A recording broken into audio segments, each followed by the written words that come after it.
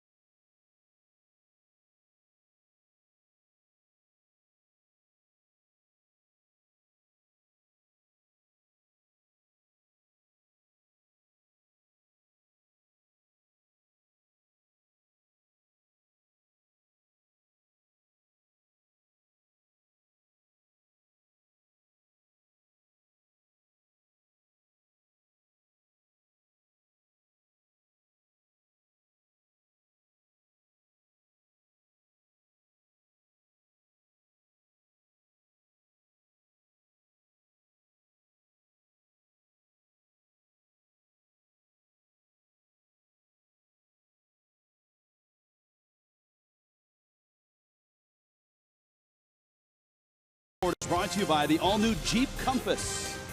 By Vico Painting Contractors. Find out more at vicopainting.com. By your local Toyota dealers. Let's go places. And by Southwest Transparency, low fares, nothing to hide. Night falling in Philly, Citizens Bank Park. A few more folks have arrived here For the second game of a doubleheader, the Marlins have won game one. They're 1 under 500. Southwest Airlines brings you their lineup. D. Gordon in the leadoff spot. Giancarlo Stanton slotted second. Christian Yelich will hit third. Marcell Ozuna is in the cleanup spot. And yes, JT Realmuto will play first base and hit fifth. Derek Dietrich crossed the diamond at third. A.J. Ellis behind the plate. And Mike Aviles gets the call at shortstop. All right, here's your Auto Nation scouting report of Nick Pivetta, 6'5", 220 pounds, 24 years old. The good with the bad. Yeah, it's usually the case with young players, no different. Pivetta, 93 and 2/3 innings on the season, 99 Ks. That's the like, the dislike. 19 homers allowed. Remember all those home runs we told you about in game one? 16 versus right-handed hitters. A little history lesson for you. He took the loss in San Diego, but did set a career high with 11 strikeouts and struck out 8 of the first 9 guys he faced. He was dominant that day, had a new grip on his slider. His arsenal, 4-seamer, fastball, 50% of the time, 94 to 96. 2-seamer slider has been the pitch that's really come around for him, but you got to make him throw strikes. That's going to be the key. You see 40 walks allowed already. Defensively, the Phillies are a pretty good defensive team. And here's how they line up in game two. All right, Hoskins, Williams, Kim, similar outfield, same outfield. Blanco, Galvis, Florimon in at second base. Joseph over at first. Alfaro behind the plate, along with Pivetta. D. Gordon in the box. And the 24-year-old right-hander out of Victoria, British Columbia, with a fastball that misses. You see Gordon in game one. D was 1 for 5 with a double. That one double started the game off, and I really think it ignited the Marlins, kind of woke them up. Remember, he doubled in the first. Got everybody rolling, everybody awake. Miami had 14 hits in the first game. 4 of those were home runs.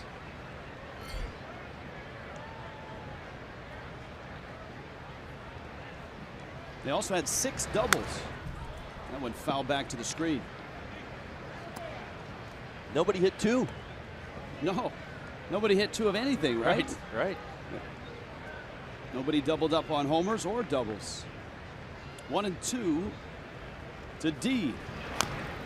Now, Pivetta against the Marlins beat him on July 19th. He went 5 1/3, gave up just 3 runs. He did give up a couple homers in that ball game. Giancarlo Stanton and Christian Yelich. He's not had the best of Augusts. 3 starts, an ERA of over 11. And Gordon takes this breaking ball. Well, it's been a roller coaster ride for Pivetta. He certainly gives them glimpses, as I explained in the Auto Nation scouting report, of what he can be in striking out 8 of the first 9 guys he faces in San Diego, but ends up melting down from there. D. Gordon lifts that one into left field for a base hit. And that's kind of been the combination. Gordon gets on base, Stanton comes to the plate. And if you missed it in game one, after an RBI double, Giancarlo Stanton facing Aaron Nola. Now, this may be the single best example anybody will ever give you on why Stanton is hitting so many home runs this season. In-game adjustments. Struck out on that 2-seam fastball, and at bat number 2 saw nothing but that 2-seam fastball, and in fact looked for it right there, got it, and didn't miss it. He's at 46 homers now, and he's an RBI shy of 100. National League leader in slugging percentage. And he takes a fastball up, and as I told you, he homered against Pivetta back on that July night.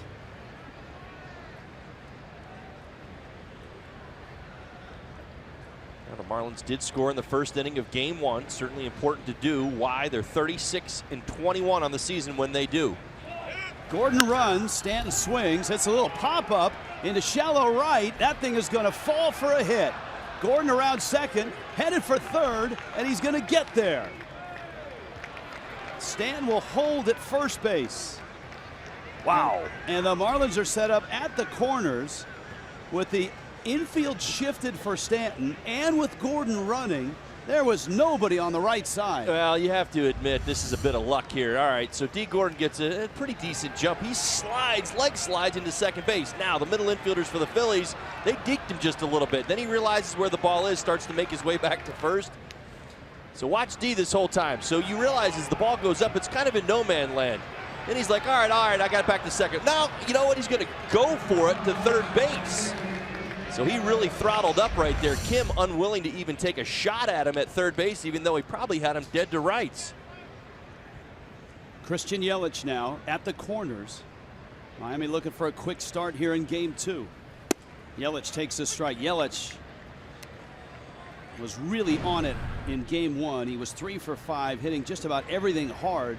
2 doubles, a single, and a ball to the warning track 400 feet from home plate. Well, it's back-to-back ball games. Christian Yelich has been really dialed in. Sunday against DeGrom. And he chases there. And it's 0-2. As I told you, one of the greatest things the Marlins do offensively is score first and often. Now leading Major League Baseball in first inning runs, 96 of them. 37, let me correct that, 37 and 21 when scoring first.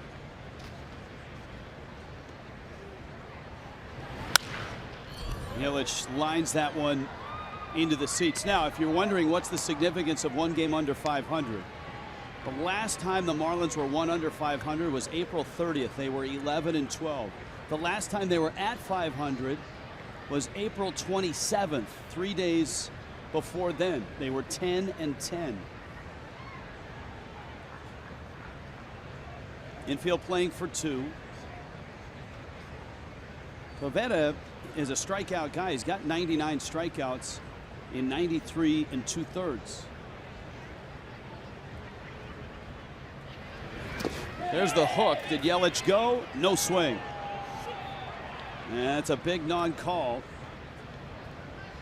Count 1-2. And remember, in the first game, there were a few Philly check swings.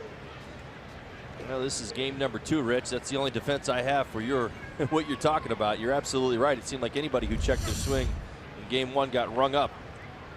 And you mentioned that slider from Pivetta. Now, he learned a new slider from pitching coach Bob McClure. You've been witnessing it here in the first inning as he's been trying to pick up strikeouts on the pitch. Marlins have been doing a pretty good job of laying off so far. Bruce Dreckman is the home plate umpire for this ball game. And a throw to first. And yes, the umpires that were on the bases all kind of swapped spots. Tom Woodring went from second to first. Jordan Baker from third to second. And Nick Marley across the diamond from first to third. And the home plate umpire in game 1, Mike Everett, has the rest of the night off. Yelich a chopper out towards second. Stanton is caught it. No, safe at first. Yelich is safe. Stanton is tagged out. Well, that's not how you expected that to go at all. Not in the least. The run scores. Miami's up 1-0. Well, Marlins will take it. All right. Slow roll to the right side. Stanton does what he does. Don't let him tag you. Heads back to first base. Tommy Joseph has to come off the bag in order to get the ball. Yelich beats it to first. He didn't have enough time to get Stanton at second. Of course, D. Gordon scores. Here's Ozuna now. So Yelich is going to get credit for an RBI.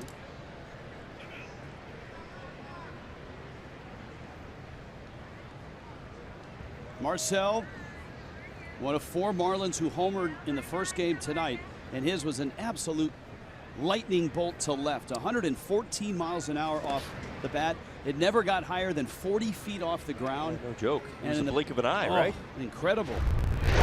Watch this. Don't blink. Or you won't see it. Watch this.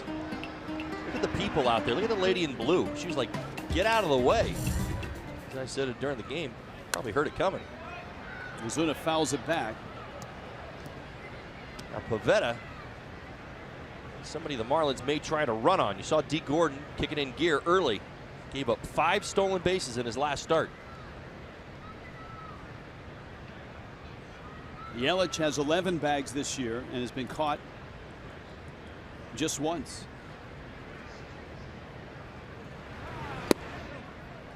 Pivetta quick to the plate there. And it's 1 ball and 1 strike. Jorge Alfaro is the catcher. Cameron Rupp caught game 1. A.J. Ellis is catching for Miami in game 2.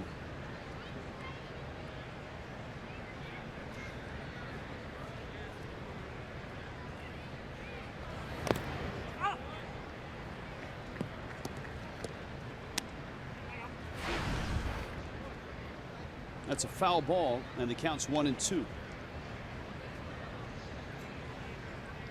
This is the sunset here is just the colors. Yeah, look at the. I would call that the river right there. Is that what that is? Schuylkill River, I believe. Gorgeous. Yeah, there's a lot of orange. Sun shining off the homes. 1-2. Big breaking balls up, and the count 2 balls and 2 strikes. This was a really hot and muggy day in Philadelphia. Game time temperatures in the 90s. The weather's supposed to let up tomorrow and on Thursday. 87 now. Humidity at 60%. Forecast is for politically correct and warm. I know, partly cloudy, sorry.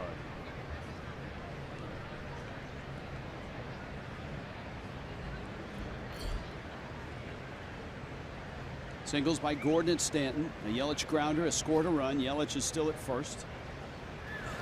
Ozuna, left center field. That ball's deep.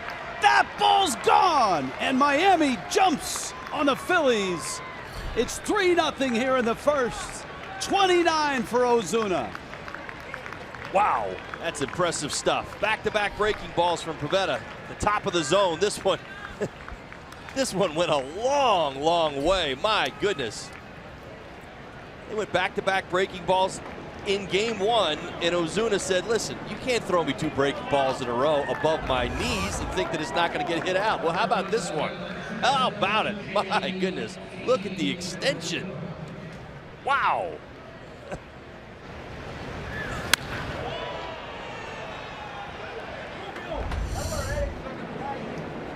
Nobody in those blue seats because they're too far back. Now first baseman JT Realmuto. There's no Beltre in him. He doesn't mind a little head rub there, especially after a 2-run homer. JT homered, a 3-run shot back in game 1. And all of a sudden Nick Pivetta, who as we've noted has not had a good month, gives up a 439-foot homer to Marcell Ozuna. We mentioned the long balls, major issue for Pivetta. Now the 20th home run he's given up, 17th to a right-handed hitter. Hey, long balls were a major issue to anybody on the mound in game 1. They were. There were 9 home runs hit combined in the first game of this series. The record for a game here in this ballpark is 11. The second most is 9. So that's the 5th time it's happened in history. Of course, it's not a long history. So 5 times, including the Marlins and the Phillies in game 1, there have been 9 homers hit. The record's 11. And then Realmuto takes down low. The Marlins look like they have that look in their eye in game 1, that tenacious look. They don't give away at bats. Complimented them all season long. You watch their at bats, even in a game that maybe at times gets a little bit away, or the game, you know, the run differential is 5 or 6 runs. They don't give at bats away. They don't start expanding their strike zone, trying for things. They take their walks. They make you throw strikes. Think about this inning. Caught a huge break on the Yelich ball, on the Stanton ball as well to extend this inning.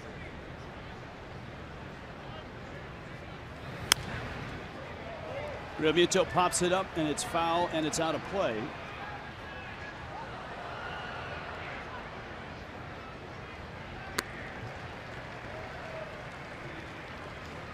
Nicely done. Nicely done. High five.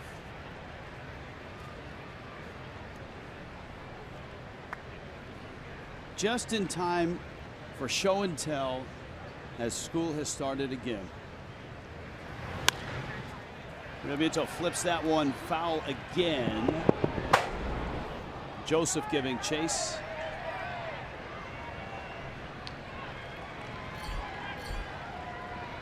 Eight pitches in this at bat. Nick Pivetta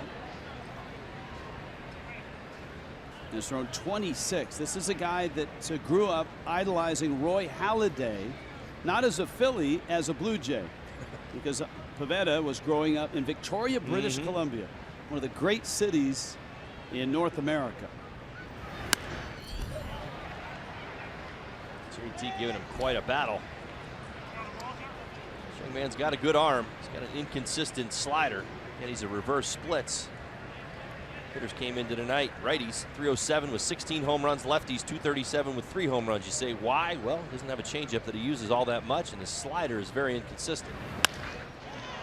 Real Muto to right field. That's well hit. Kim going back, bangs off the wall. JT scampering around first, on his way to second, in there with a double. And the game's most athletic catcher has gone homer and double in his last 2 at-bats in this doubleheader. Well, he's found the slug. Worked for that fastball in the zone. Remember all the fastballs he was fighting off. Well, look where that is. At the thighs, the outside corner. But again, he was thinking that way. Why not? His last home run came to right field. Drives it off the right field wall and hustles into second base. Marlins are looking to do more here in the first. Now 3 hits for the righties. It's funny how those numbers play themselves out this time of year. And Pete McCann is probably thinking to himself, look, this is game 2 of a doubleheader. I got a young starter out there. He's 28 pitches in. It's not been an easy road for the Phillies this year. They've had some injuries. They've had young players struggle.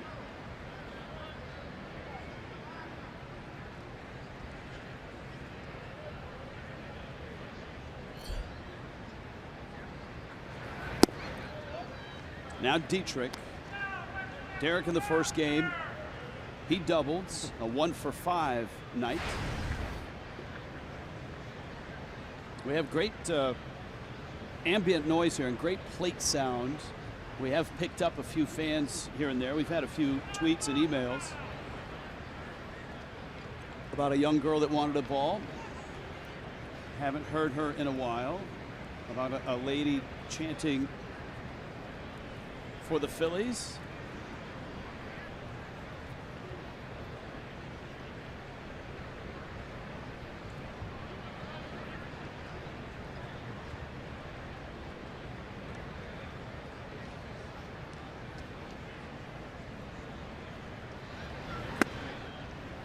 And a strike to Dietrich. See, that's a great way to ask the umpire about that pitch. Is that the corner? Is that as far in as it goes? Which lets him know that you're not sure about it. 94-mile-an-hour fastball. Yep, and you know what? That is the corner, and that's as far as it goes. That's a great exchange.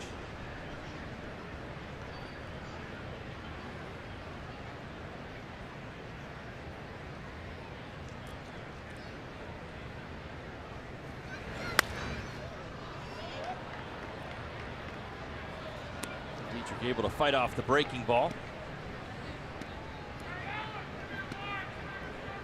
Well, if game 1 is any indicator of what game 2 will be like, this Marlins team wants to keep pouring it on.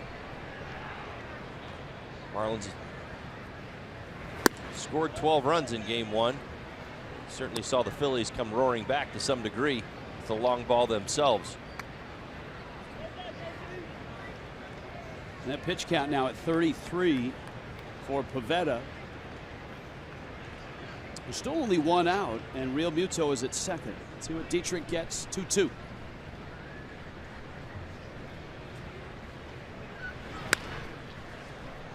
Breaking ball, and he loops it foul. Everybody else in baseball is getting going now. The Marlins, with this doubleheader tonight, started at 4 o'clock. If you missed it, Miami won 12-8, hitting 4 homers. Marcell Ozuna is 28th. Giancarlo Stanton is 46th. Real Muto is 15th. And Ichiro went deep. Ichiro's was the farthest of the night, 432 feet.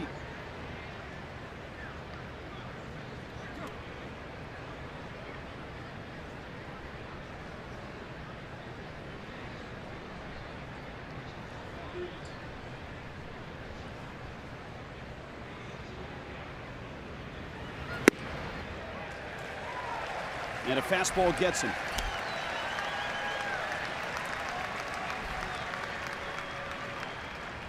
All right, now in the first game, we identified the Falcon. We didn't know exactly what kind of Falcon it was. Arthur is the winner, a juvenile peregrine falcon. A peregrine falcon, but a juvenile peregrine falcon. I think, to me, that's only part of that's part of the mystery. The other part is what's he doing here? Well, he's been hanging out all game long. There's no doubt. I know, definitely interested in the doubleheader. I know it is a doubleheader. I like the fact that the fans don't seem to bother him. It's mutual. He's just kind of watching things. Are you going to eat that? The question I have is, how much bigger is he going to get if he's juvenile? He's looking at that guy. Here's a 1-0. Ellis fouls it back. Plenty big. That's going to turn into a big bird, huh?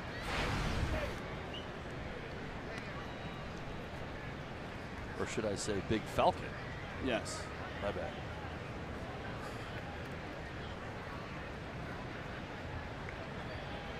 Are you going to eat that?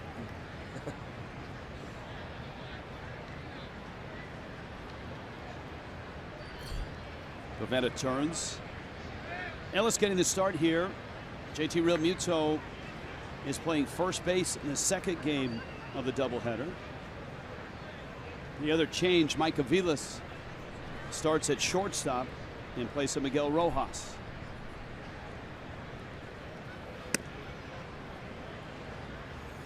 Now, if you're the Phillies, this is really a red flag. You've got a young starter out there who has thrown 39 pitches, and you're starting to get to the point where you almost have to start somebody, or at least alert somebody that, hey, you may have to warm up in a hurry. Because the last thing you want to do is, with a young arm, come out and throw 50 pitches in a first inning. Well, they're trying to pace him out, if you've noticed. Alfaro's have been out to the mound a couple of different times to kind of slow him down, let him catch his breath just a little bit.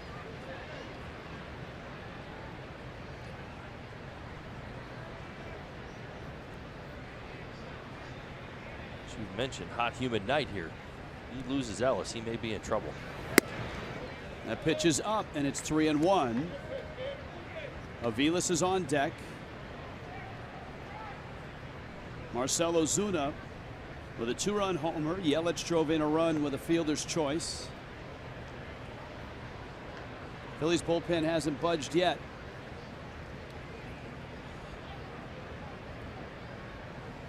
He is at the bottom of the order, but right now he's having trouble throwing strikes.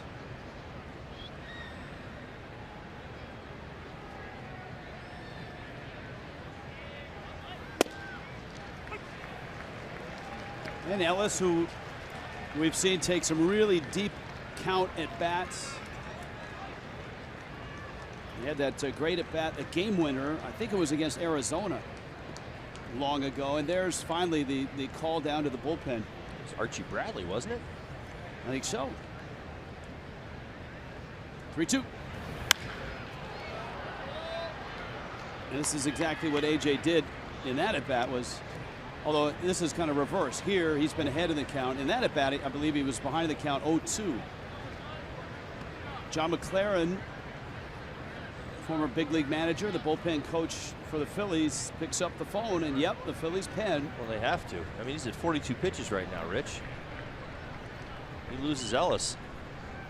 Anybody's guess. And Ellis fouls another one off. This is a manager's worst nightmare. Well, it certainly is, but the Marlins have had a fantastic approach against him. Game plan going in, make him throw strikes. Keep him in the zone. Don't chase. So far, so good. 43 is his number, 43 is his pitch count.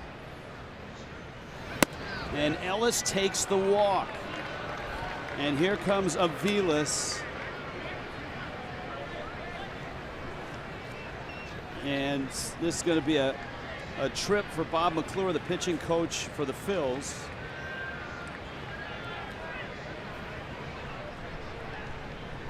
Jose Urena, it's always a good sign when you're the starting pitcher. You haven't thrown a pitch. and you're putting your batting helmet on. Agreed. This may be it. This may be a precursor meeting to going out and getting him and just buying some time for Ramos in the bullpen. I would not be surprised at 44 pitches going up against Aviles. I think this is as simple as McClure going out only to have Canada go back out and get him. That'd be my guess. So the 8th man to come to the plate is Mike Aviles. And Jose Urena is on deck.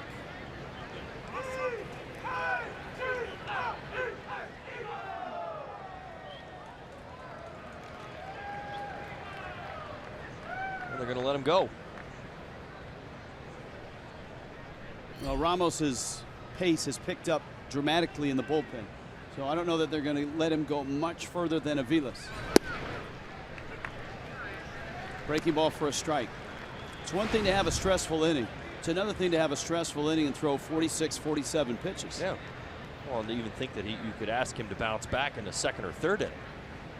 At this point, Aviles, like, what are you fighting for? Slow roller to Galvis, who gets the out at first base.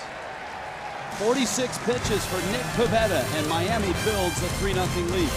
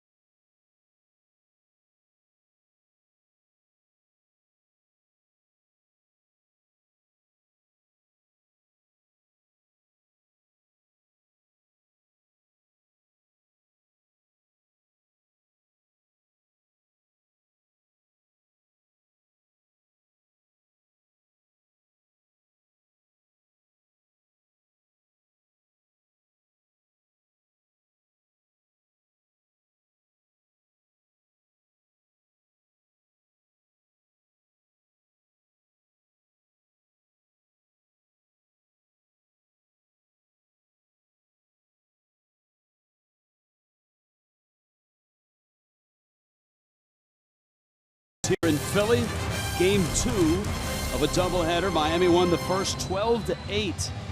And here's the Phils lineup, starting with the Pedro Florimon. Florimon, a switch hitter at second base. Freddie Galvis, a switch hitter at shortstop. You've got Nick Williams in center. Rhys Hoskins, who homered, but then again, who didn't in the first game? Tommy Joseph homered. Young-Soo Kim is in right. Andres Blanco homered. He's at third base. Jorge Alfaro did not play in that first game. And Nick Pivetta is in the 9 spot, and we'll see if he gets it at bat at this juncture after throwing 46 pitches in the first inning. Well, Jose Urena, outstanding season. See the 3.61 ERA. Really, really good stuff. He hasn't given up more than 3 earned runs in his last 6 starts. In fact, 4-1 with a 2.80 ERA. Very nice season. He's pitching very well since the All-Star break. 3.76 ERA. Fastball, slider, changeup. One notice, keep an eye on the 2-seam fastball tonight's ball game. That slider has been working all season long, but the 2-seamer has been there for him since the All-Star break. It's one pitch that he really lacked control of in the first half and now has in the second half. All right, JT Realmuto's out there at first base. We'll set the defense in a moment. Pedro Florimon, Freddie Galvis, and Nick Williams coming up. There's your defense. Hey, give it to you. Mozuna, Yelich, and Stanton is the outfield once again. Dietrich, Aviles at short. Gordon, Realmuto in at first, and Ellis behind the plate for Jose Urena. Florimon. Fastball from Urena is up. Florimon getting the start at second base. Cesar Hernandez was in there in game 1, and Urena misses out. Florimon He was with the Iron Pigs of Lehigh Valley. That's AAA for the Phillies.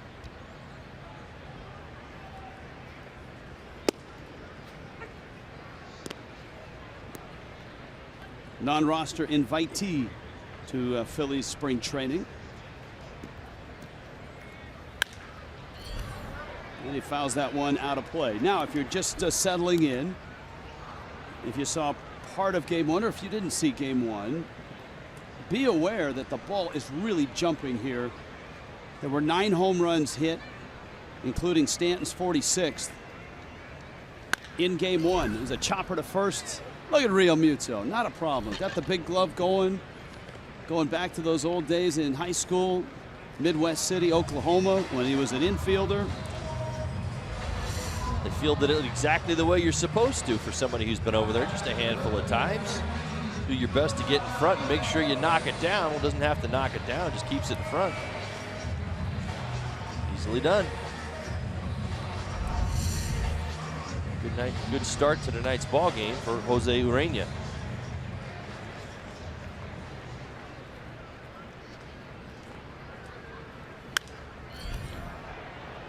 Here is Freddie Galvis. You got Nick Williams to follow. Galvis, energetic shortstop, has brought his average up to 257. He's their constant, has started every game for the Phillies this season. Ozuna, very colorful out there. He's added to the neon sleeve, almost a neon orange wrap around that left wrist.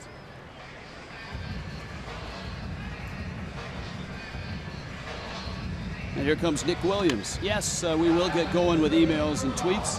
Hope you had a chance between games on Marlins Live to see our tribute to Felo Ramirez. Felo passing away this morning at 94. Marlins had a jersey made for him. And that's the road jersey, right? The black jersey was for game one.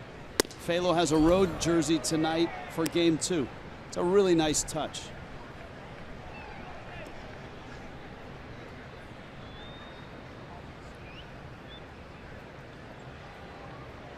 I wouldn't be surprised if Martin Prado had a hand in that.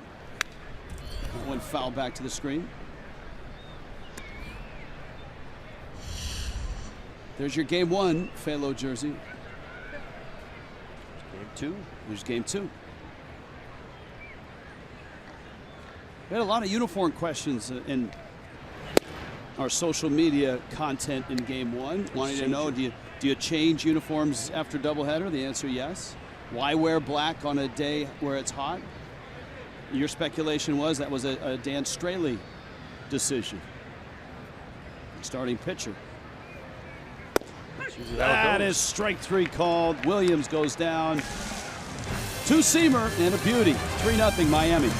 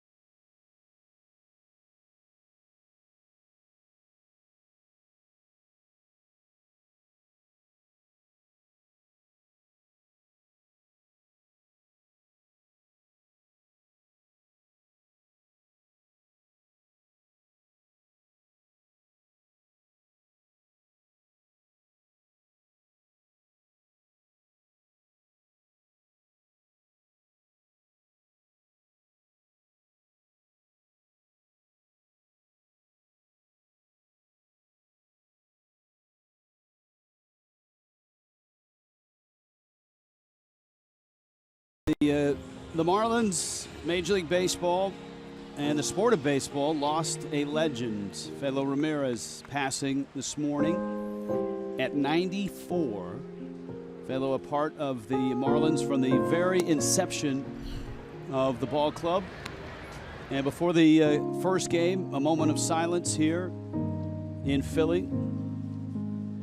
MarlinsBaseball.com/Philo, where you can post and read thoughts and pay your tribute to a man whose broadcasting career spanned through 8 decades and started in 1945, World Series, All-Star Games, Caribbean World Series.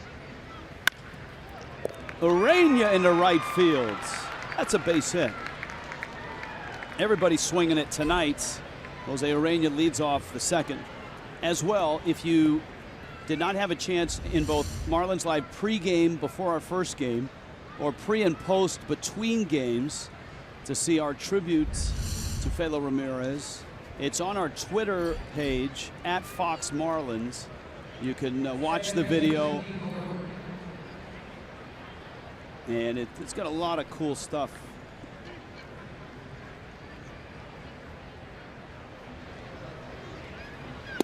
It's funny when you sit down to write something like that.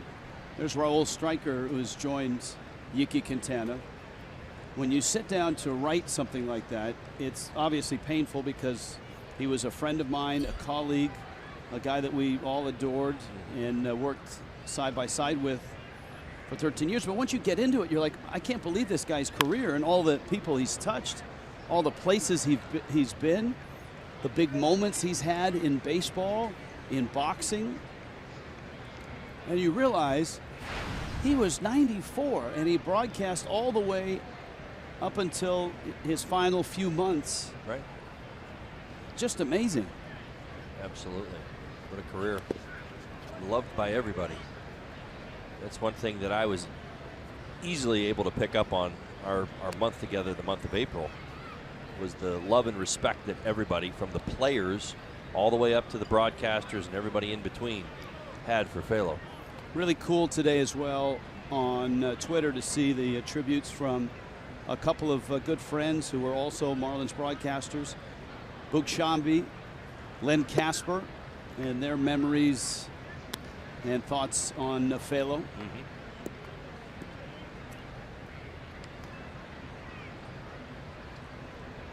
2 balls, 2 strikes. 3-0 Miami. Nick Pivetta, the 24-year-old right-hander, threw 46 pitches in the first inning. He's given up a hit to Miami starter Jose Urania. He's 2-2 on Gordon, who singled to start the first inning.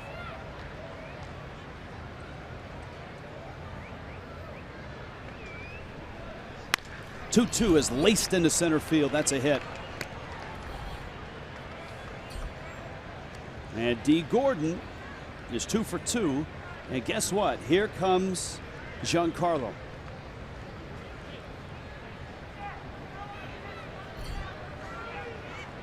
Namaste at the ballpark.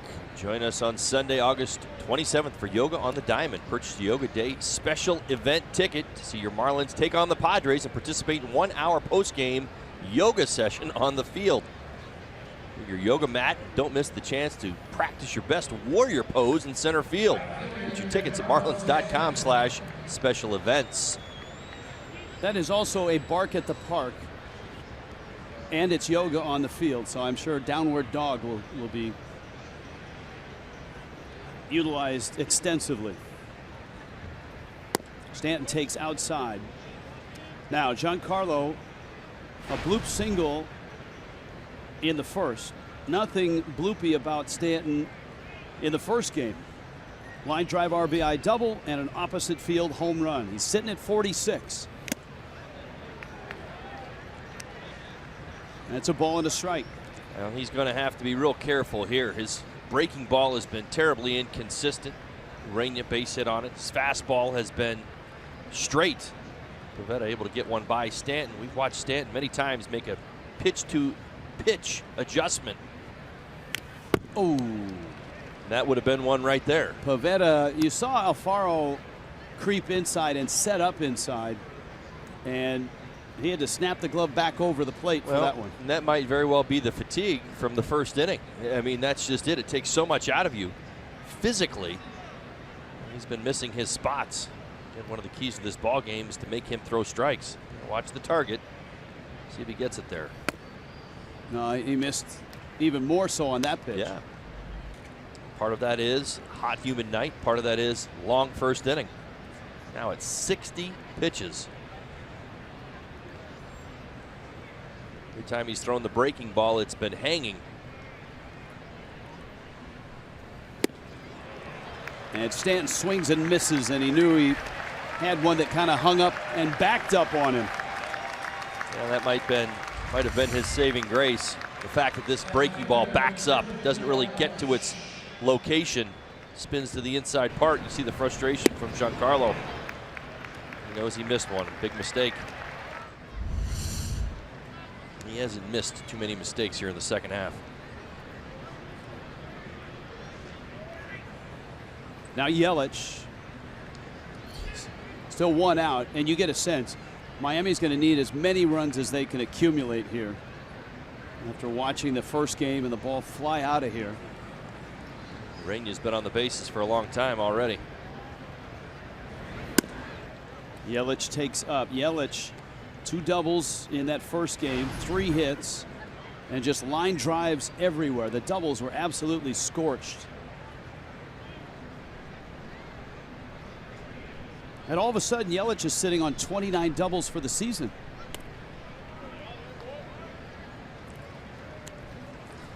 Well, maybe that big surge you and I have been talking about all season long is going to show itself at the right time. Christian Yelich has been steadily climbing, putting it together. OPS up over 800 now.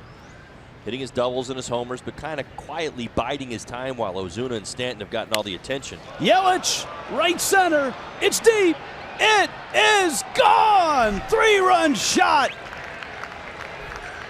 And the Marlins play long ball again. 14th on the season for Yelich.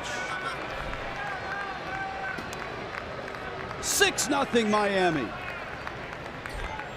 Unbelievable. You know, Yelly has been all over it the other way. Great time to use right center, right? It's a fastball. Cannon on his way out to the mound. He has seen enough. Great swing from Christian Yelich. Earned that fastball in that spot and didn't miss it. Really nice at bat.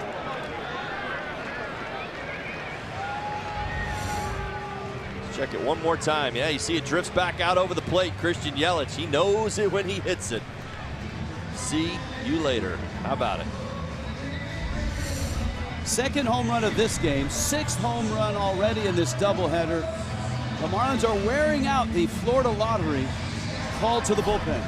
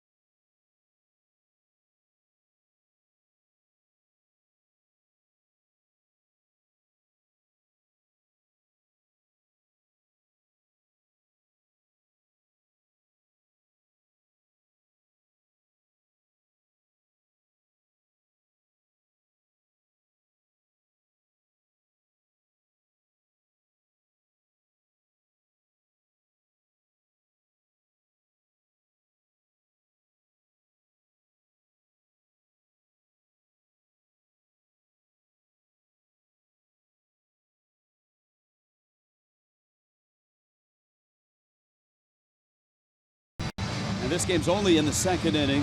Call to the pen brought to you by the Florida Lottery. Get a $6 value for $5. when you ask for Grouper from the Florida Lottery. So many life-changing prizes. Get your group ready. The Florida Lottery. It's your ticket. Claim it. Must be 18 or older to play. Play responsibly. You know, I finally figured out what that commercial reminds me of. Especially when it comes after. I'm not sure I got a follow-up question for you. You're looking at me like, okay, ask me. No, I'm not sure I want to. Edubre Ramos in. Ozuna pops it up, back behind third. Galvis and Blanco. Look at Galvis all way down there. Makes the catch in front of Hoskins. All right, it reminds me of this, coming off that home run. You know the dance that the Cubs bullpen does after a Cubs home run, where they're out there doing celebrating in the ridiculous dances? Right. Mm-hmm. I don't know that the trio in the video was trying to be ridiculous, but that's what it reminds me of. Yeah, the difference between the two is that Cubs bullpen is in no way sync. The lottery read, they are a little bit better, in a little bit better sync.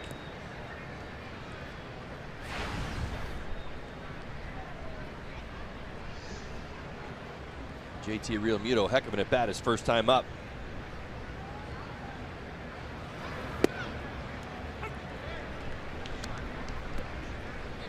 Realmuto a double in the first. And remember, his last at bat in game one was a 3-run homer, and that young man, Nick Pivetta, a rough night. Boy, Realmuto has had 3 back-to-back scorchers off the bat, and he races to second as that ball is kicked by Hoskins. Hoskins has not played much outfield at all in his career. He's a first baseman by trade. And that one clipped right off of his glove. Well, let's stick to the high elevated fastball. The JT Realmuto back leg so nicely. How about it? Rips it into left. Second hit of the ball game. Good to see JT back online. Went through a little bit of a slow couple of games, last 2 in New York, and good to see him swinging that bat again.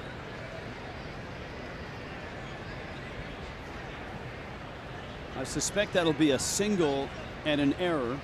Here's Dietrich. Derek takes a breaking ball for a strike.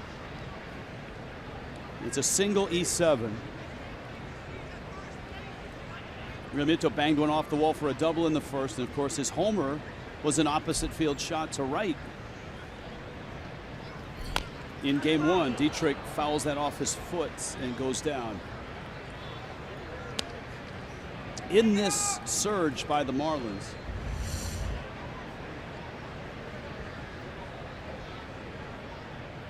right knee. Oof. Right below that right knee. In this surge by the Marlins, obviously Giancarlo Stanton's been a headliner. Ozuna's been terrific, but this guy has played quite well. Derek Dietrich. And this does not look good.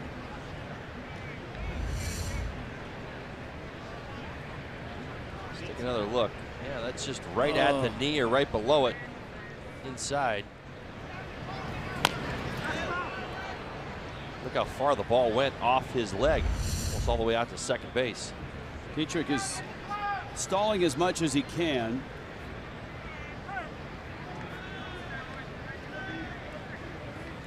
His parents are here from Cleveland.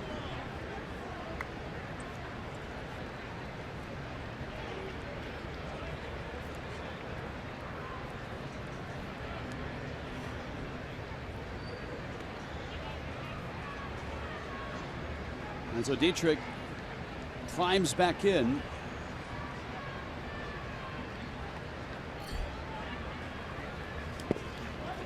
Ball in the dirt. What pitch do you now look? I'm talking to someone who broke 2 legs. Thank you.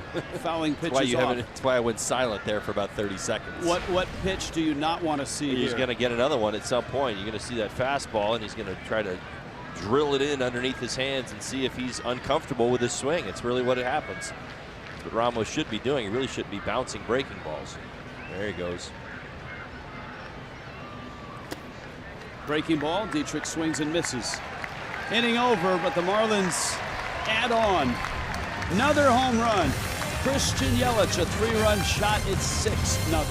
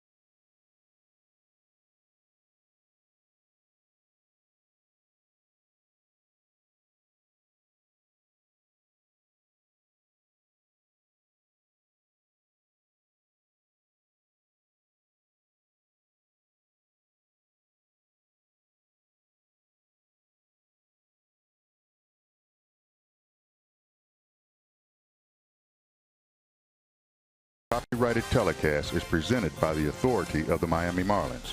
It may not be reproduced or retransmitted in any form, and the accounts and the descriptions of this game may not be disseminated without the express written consent of the Miami Marlins.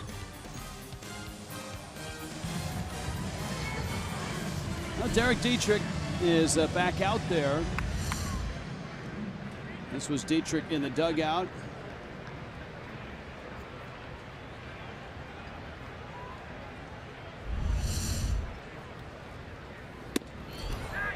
Urania fastball comes inside. Hoskins has to get out of the way. Tommy Joseph, Young-Soo Kim will follow.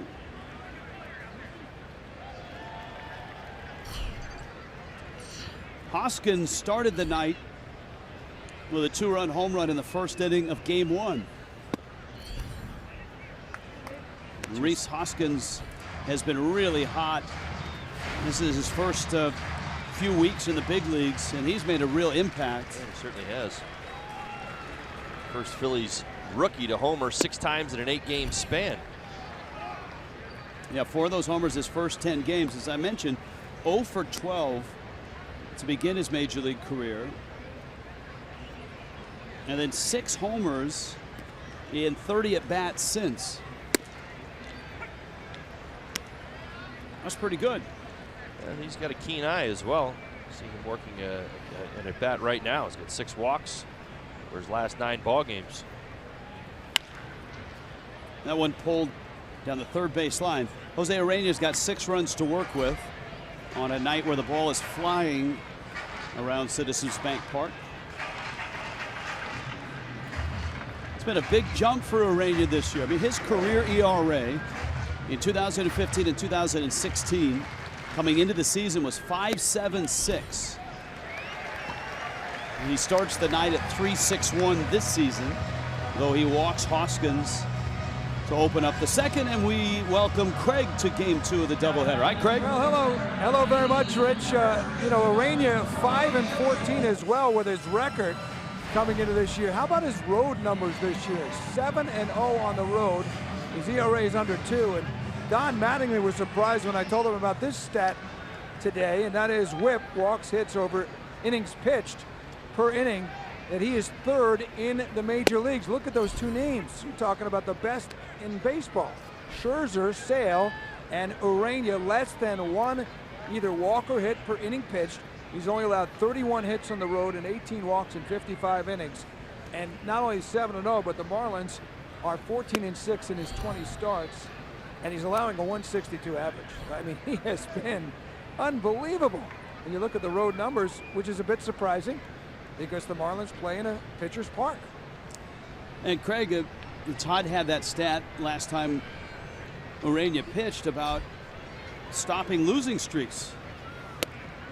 A bulk of his wins have come after a Marlins loss. All of them have come after a Marlins loss. And I jokingly said, well, let's hope that's not the case in Philadelphia. That's why I didn't bring it up. So he's got a chance here to finally get a Sure. win after a Marlins win. That's exactly right. Hey, Put that in the notes. I just conveniently haven't brought it up yet. Well, the one thing that you love to hear is this. Hitters only hitting 162 against him on the road. See where those last 2 pitches missed. Bruce Dreckman calling balls and strikes. And right now, he needs to throw strikes. Now, Urania does get a lot of run support. Among Marlins, he's at the top of the list. He's been near the top of the list in the National League all year.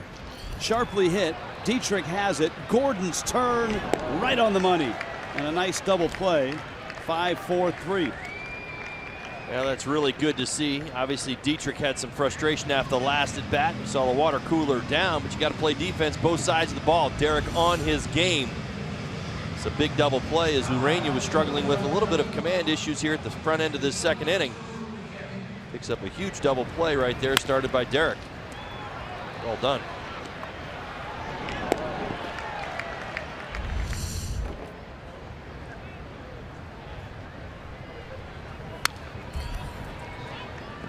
Here is Young-Soo Kim. Kim is 29 with South Korea. Made his major league debut with the Orioles last year in KBO, the Korean baseball organization. Spent parts of 10 seasons with the Bears, the Doosan Bears. And he bounces out, and Urena with that double play sails through the second.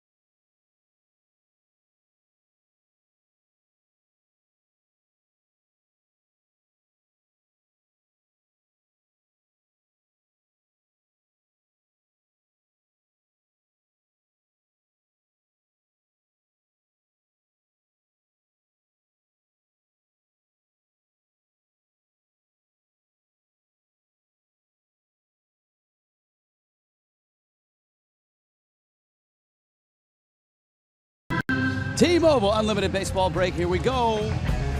Adrian Beltre, Steven Matz, Clayton Kershaw. You know them, you love them. They all had big games yesterday. Well, excuse me, except for Matz. Matz had surgery on a nerve in his left elbow. But Kershaw pitched in a sim game. That's good news for the Dodgers. And Beltre stays hot. That's your Unlimited Baseball from T-Mobile. A.J. Ellis, Mike Aviles, and Jose Urena.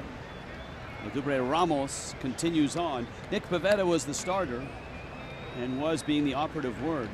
Marlins knocked him out in the second inning, and Ramos has taken over.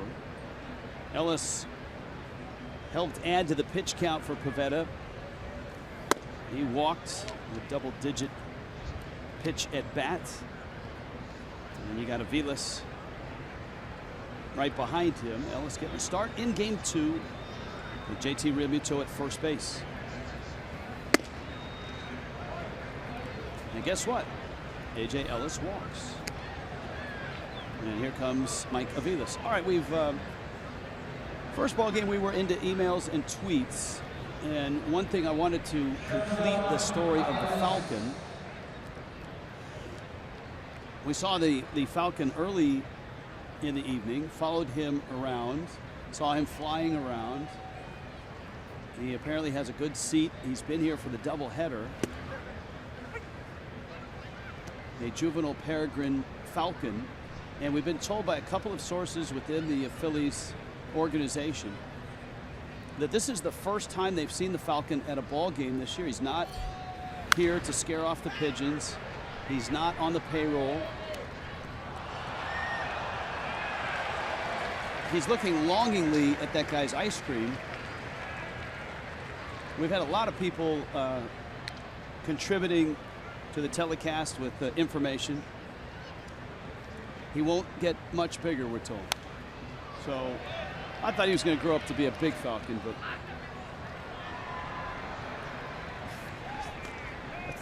I'm just being bombarded with Falcon information from the truck.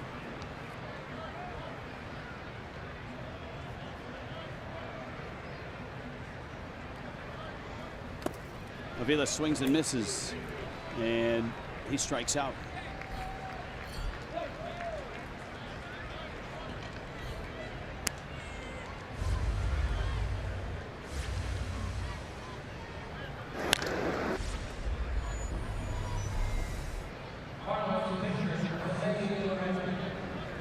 I think, you know what, I think I'm going to pass on all of these pages of Falcon trivia that I was just sent. You wandered down a path you can't get off of. Yes. But we do thank everyone.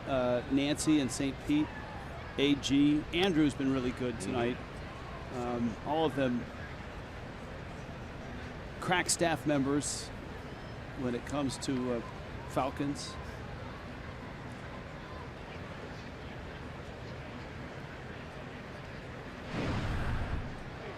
Did you know that Falcons can reach a speed of 200 miles an hour when they're diving from 2,500 feet or more?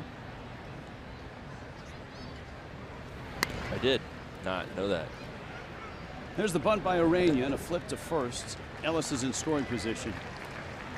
To me, that was the most appealing of the information I got. So.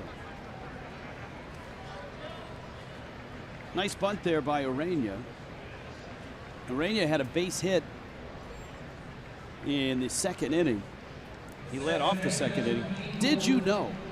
John Chimchuk is our baseball researcher. He knows nothing about Falcons, which is good. We take him on the road now. Did you know that Marlins starting pitchers have a hit in each of the last 4 games? Straley in game 1, Orania here, Conley on Sunday, and Vance Worley on Saturday. I know that now. And now that I think about it, all of them, this should be a lesson to each of them. All of them the other way, into their off field. That's right, Conley to left center.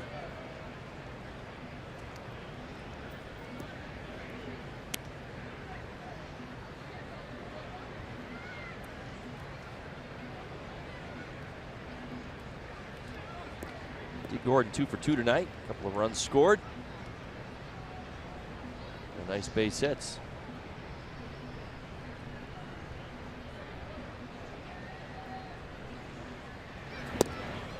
We've had some really nice notes about Philo Ramirez. This one is my favorite so far. This is Doug in Coral Gables. My 86-year-old mother-in-law remembers listening to Philo call a game in Cuba where there was a home run hit so far that he blurted out that the ball was hit to the house of the devil. That's the loose translation. He was suspended by the station. Times have changed. Yes, they have. But that would be a great home run call, right? I don't know. Where is that? The house of the devil? Yeah. Oh. All right. Guess that's a long far away.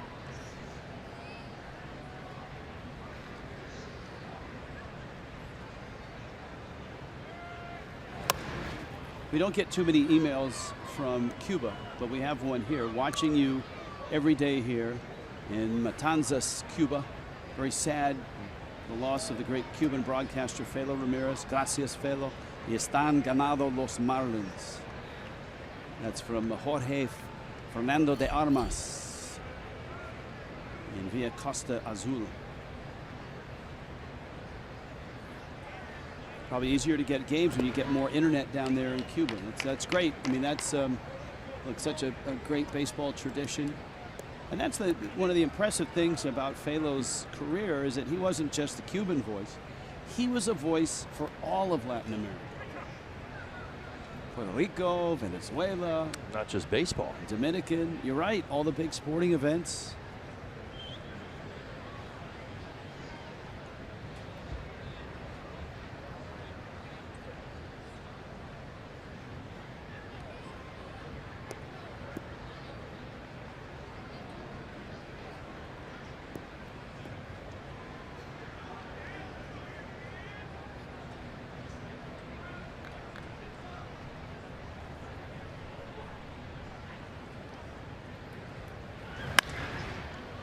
In the air to center field, Nick Williams for the Phillies, and he makes a catch. 6-0 Miami.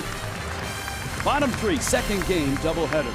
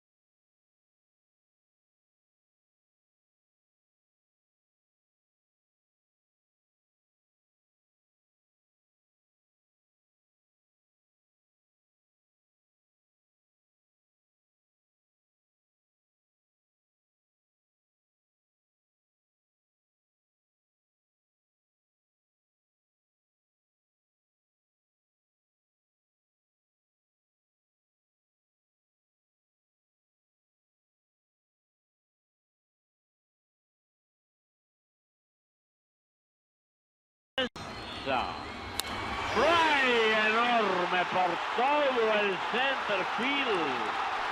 Y la bola, señores, se llevó la cerca. ¡Qué final! Espectacular. Dejando en el terreno al equipo de Seattle. Enorme home run. Acaba de pegar el tanto. Así es que qué final. Brillante victoria. Tremendo triunfo de los Yankees. The great Philip Ramirez on a walk-off grand slam from Giancarlo Stanton. Now, it's hard to, in my 13 years, to have listened to Philo during the regular season because when he's on, we're on. But in spring training, there are some games that aren't on television or on English radio. Where I would listen to the game in Spanish radio. And God, what a treat, because you can, I know some Spanish, but not a ton. But, I mean, just listening to Philo and Yiki, really cool. It's a treat, no doubt about it. Hear his passion and everything that he says, even the call of that home run.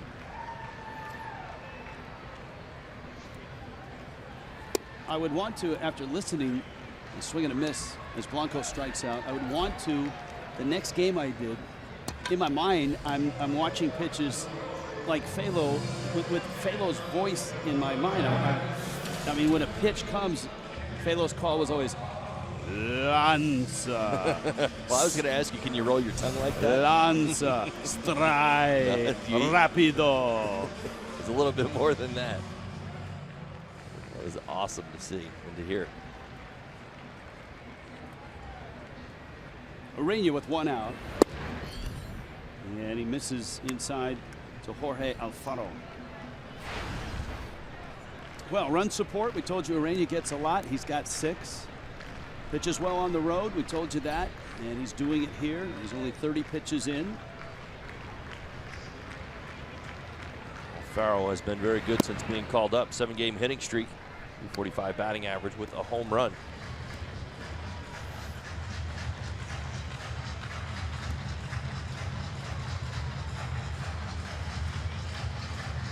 Count 2-0 to the Phillies catcher. And he rolls one into center field for a hit.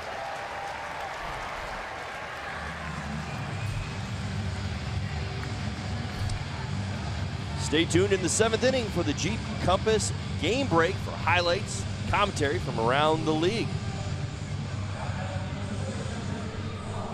Jessica Blaylock, Preston Wilson will be by. Bring you highlights from around baseball. Any headlines? Alfaro, the Colombian catcher, is at first base. And here's the first at bat for Ramos, who's come in to pitch for the Phils. Emails and tweets tonight on a doubleheader night. Jesus from Hialeah. Great show. What do the players eat in between games of a doubleheader, especially one that has just a 25-minute turnaround? That's a good question. A lot of them can eat, really whatever you want, and they usually, most kitchens have a chef, which they make made-to-order things. Some guys will eat lighter than others. I always had a trouble on a doubleheader thinking I was going to go in and eat a big meal, so I would eat a couple granola bars, maybe a banana or something like that, just to get back out there.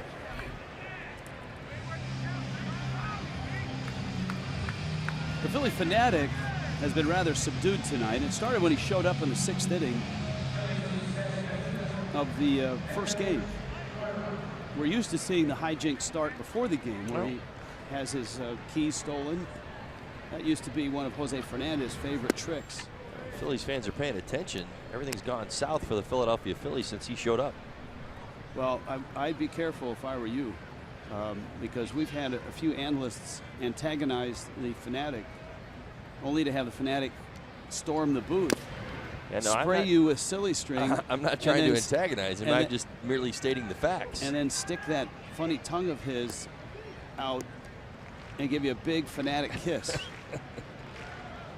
One that you won't. Well, wasn't it about the 6th inning he showed up of game 1? Yeah, well, look, he's, maybe he had an appearance somewhere.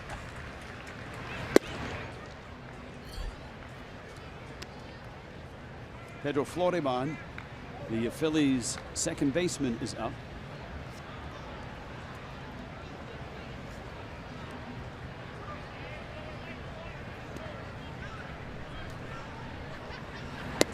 It's a good question. First of all, thanks for sending me the email address. This was the gentleman that wanted the email address. Some thoughts. In the past, has a visiting team mascot accompanied their team to another city? Imagine Billy and the Fanatic going at it in between innings. The same could be said for Mr. Met on the road. Was the Philly Fanatic at Billy's birthday party? Lots of comical scenarios to witness if it were to happen. Into right center, Stanton on a hop will play it. And Florimon has a single, 2 hits in the inning for the Phillies, and it brings up Freddie Galvis. Florimon now has a 3-game hitting streak. See what I mean? See what I mean? Watch this. Watch. He's gonna get Craig's hair. I told you he's gonna get Craig's hair. See?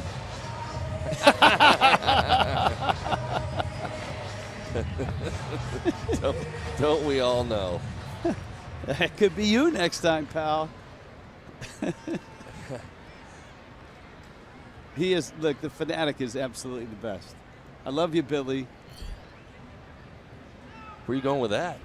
I'm just telling you, the Fanatic's terrific. All right. I think Billy and the Fanatic would make a great tag team. Well, you didn't hear my last question. I said, did the Philly Fanatic show up at Billy's birthday party? No, there were a few mascots. I think that the mascots were whose teams were on the road. Oh, I see. Came to the party. Pitch is out. Billy's a little different than the Fanatic. Billy, it's like, you know, Billy's funny and he's got the cool look, and the next thing you know, he's in a hot tub with a hot chick. Well, Billy's got a sharp sense of humor. If you look at all the photos with Billy, it's usually around pretty ladies. To right, Stanton in pursuit is there, and he makes the catch on the warning track. And Urania gets through the third, strands 2. Miami leads it 6-0.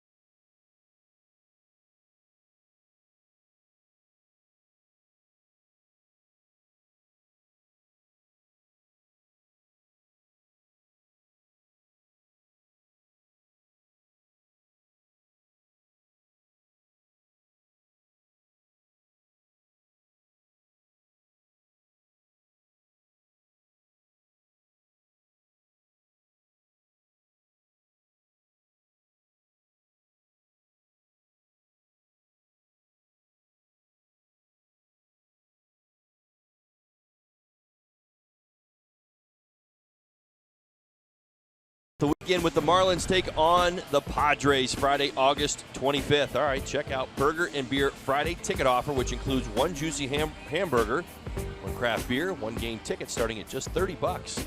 Visit marlins.com/burger to get your tickets. Burger and Beer at Marlins Park. Giancarlo Stanton here at Citizens Bank Park. Stanton, Yelich, Ozuna, Dubre Ramos. And this is Stanton's first at bat against this right-hander. Giancarlo singled in the first and then struck out in the second against Nick Pivetta.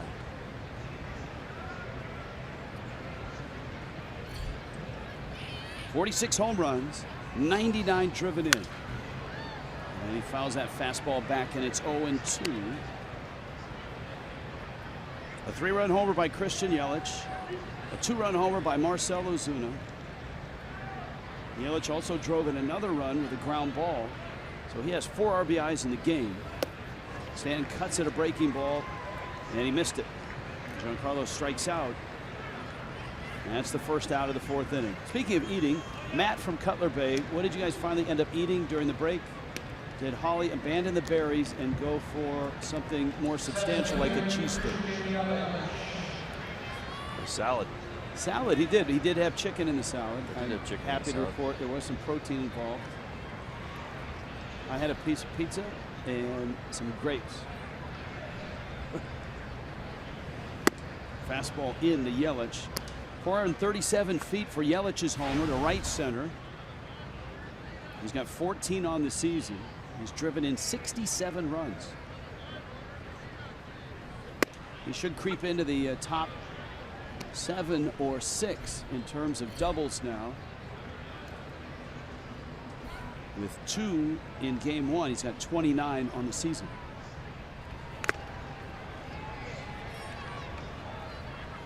Question for Todd on the Ozuna home run. You said look at that extension.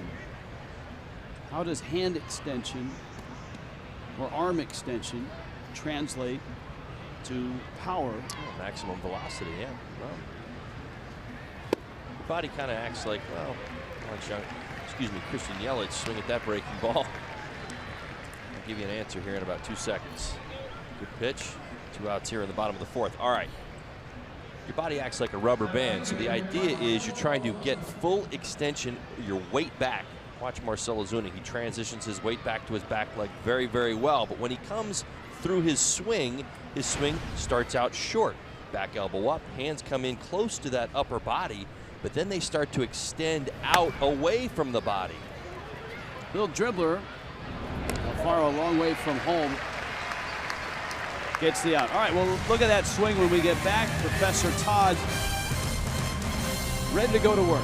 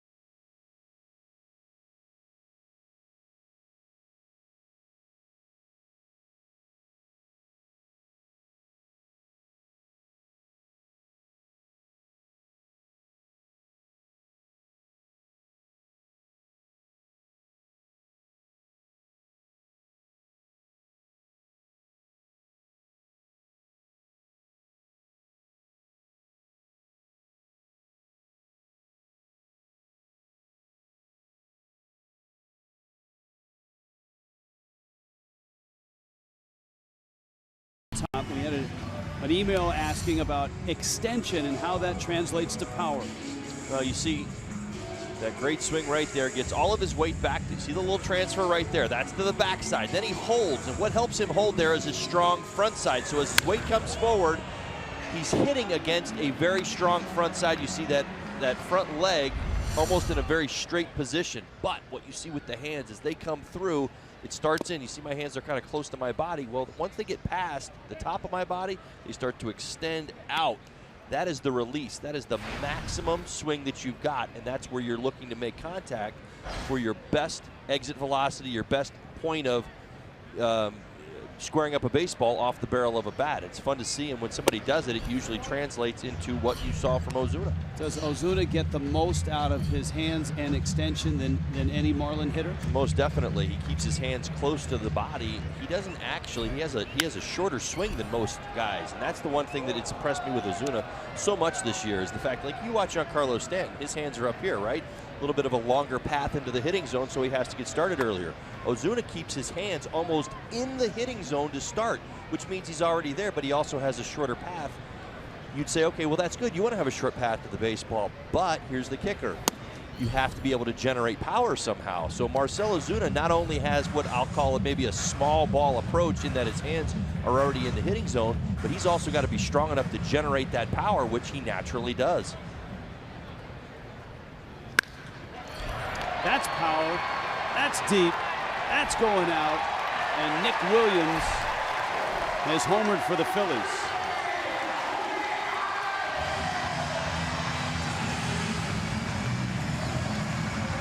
Speaking of extension, Nick Williams, pretty good example of it. If there's any blemishes on Ureña's road record, certainly not in the win-loss record or the ERA or the batting average against, it is the fact that he's given up 8 home runs, now 9. So he keeps those hands in, and then watch the extension. They come in close to the body and they reach out. He actually kept it pretty close there. Kind of powered it out from his backside, so didn't get nearly as much extension as it looked like the first time. No, that is not a home run in an elevator shaft, even though that was a home run in an elevator shaft. That's right. Hoskins fouls a pitch off. And there's a lift that will help you go from the Marlins bullpen down to the Phillies bullpen. And that's where that baseball ended up. Well, you also know that I should explain to all of our Marlins fans what I'm talking about. I don't want to just leave everybody hanging. A Major League pop-up is described in a lot of different ways. Sometimes you hear somebody say that's a home run in an elevator shaft.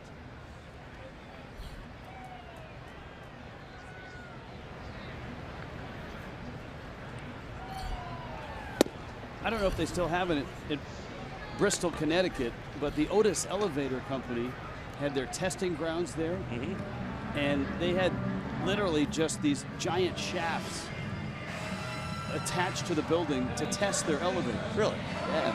So every time I hear that saying in baseball, that's what I think of. I think of the Otis Elevator testing grounds right. in Bristol, Connecticut.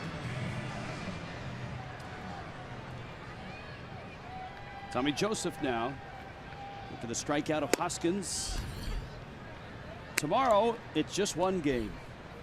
After 2 tonight, the South Florida Honda dealers get you ready. Jessica Blaylock, Preston Wilson in the studio. Justin Nicolino, Mark Leiter Jr. Williams' home run went at 445 feet. That is the longest home run tonight. Yes, there's been 12 of them. So impressive feat for Williams.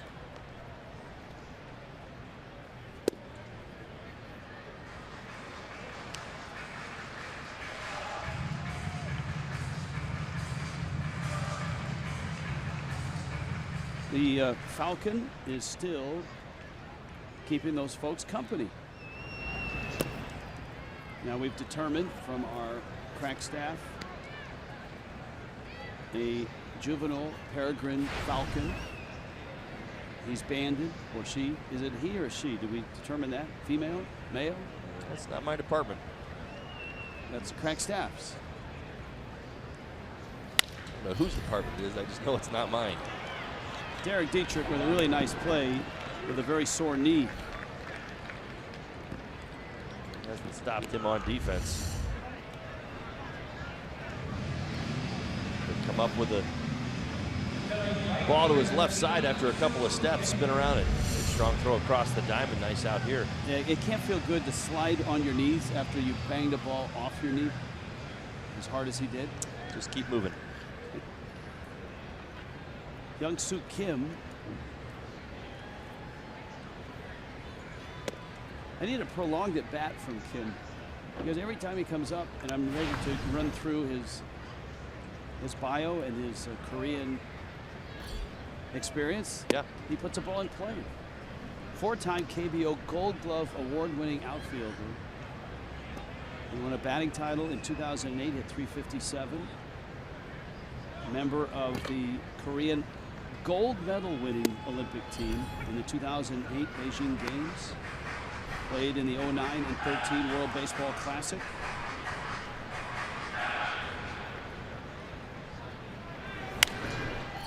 Well, he's one of the few that's had a harder time transitioning to big league pitching. Read off all those fantastic numbers. I ran across him a couple years ago in spring training, and it was one of the things he was dealing with is that he's got kind of that traditional drift into his swing, and it's bigger guy. It's tied him up at times. He did not hit for the power that Baltimore Orioles thought they were going to get when they signed him. Which is, you know what, interesting, because a lot of the Korean power has translated to major league power. Yeah, surprisingly, I think, for a lot of people. Just because you see swings like that an awful lot, where they really like to get their weight going forward to that front side, but at the same time, as we were showing you with Ozuna, you've got to be able to keep your weight back on that front side. So, again, if you have a breakdown in your knee, I mean, the closer you come towards the pitcher, the shorter the distance. Pretty logical, right? So 60 feet 6 inches, and you're drifting an extra 2 feet from your starting point. You've now turned 97 miles an hour into 107 miles an hour. Makes it very, very difficult to hit. He shares something with Cal Ripken. He was Korea's Iron Man. And he lines that one into center field. Yelich cuts it off. Kim to first, and he'll hold there. And it's a 2-out single. 6-1 Miami on top. Phillies on the board here with a Nick Williams homer. And here comes Andres Blanco.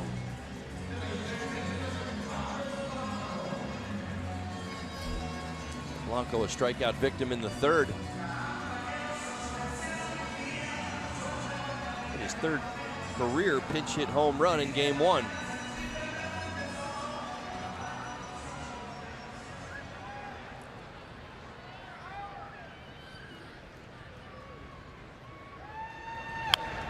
Blanco fouls that pitch back.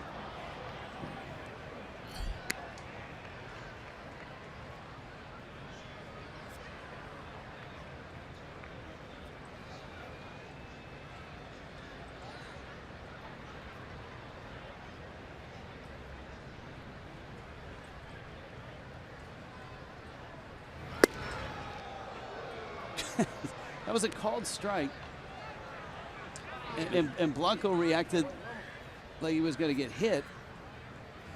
It's not inside, and it's at the letters. Well, that's the two-seam action. But when you're a left-handed hitter, and you see this, I've been watching Phillies hitters do this tonight, how they're initially reacting to his two-seam fastball, and that's what Blanco jumped out of the way of, is where the pitch started, not where it ended up. So you think his reaction was that he was fooled? It was completely unwarranted, yes. He was fooled. Well, he also stands incredibly close to the plate. It's actually a good job by Urania getting up underneath there, as long as you trust your two-seam fastball to do what it's supposed to. It's a good job by Bruce Dreckman, the home plate umpire, Stay with it. To call the pitch where it crosses the plate, not off the reaction of the hitter.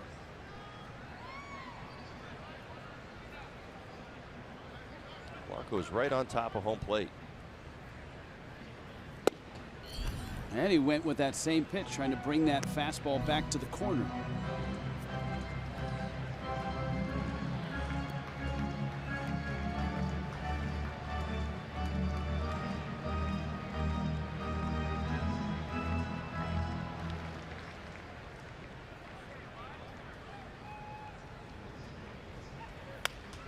That one fouled back.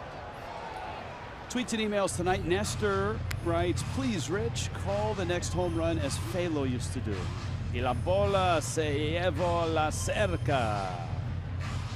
Come on, you can do it. Best tribute to the great Felo. Do I have to do it in Felo's voice? I don't know if you can do that. I'm not saying you can't try. It's pretty unique. Pitch is out. Y la bola se llevó la cerca.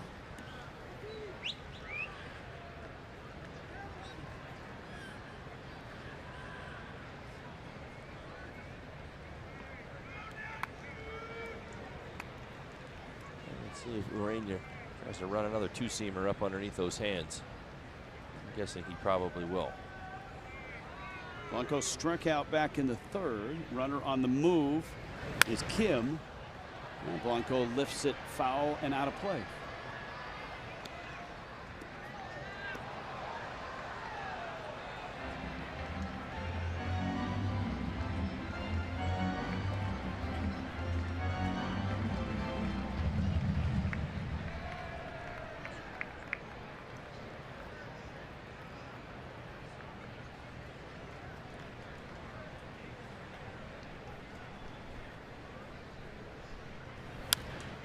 Look out.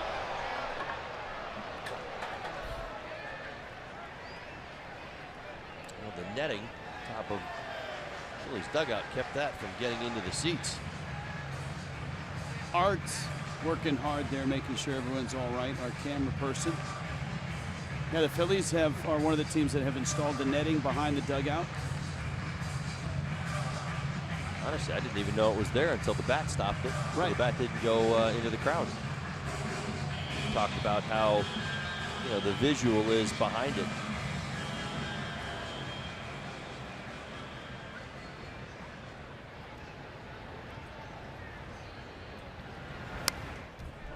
Blanco just won't go away. That might have been ball 4.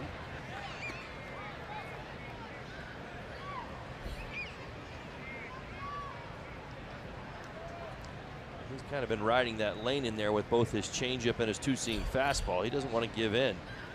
Blanco's really been hunting the pitch away. That's what he believes he's earned himself.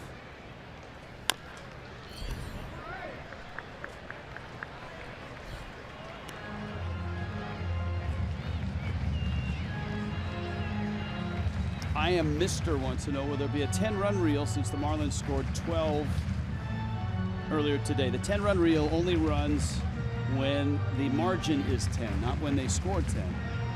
So you need a 10-run lead for the 10-run reel to make its way out of its locked, hermetically sealed case.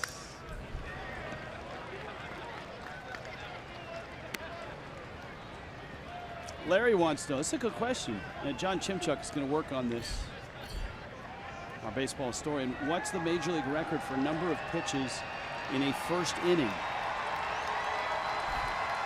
That might be tough to run down historically because pitch count really wasn't charted long ago, but we'll do our best on that, Larry. That one fouled at the plate. Kim's been getting his cardio in here. Sure looks like it.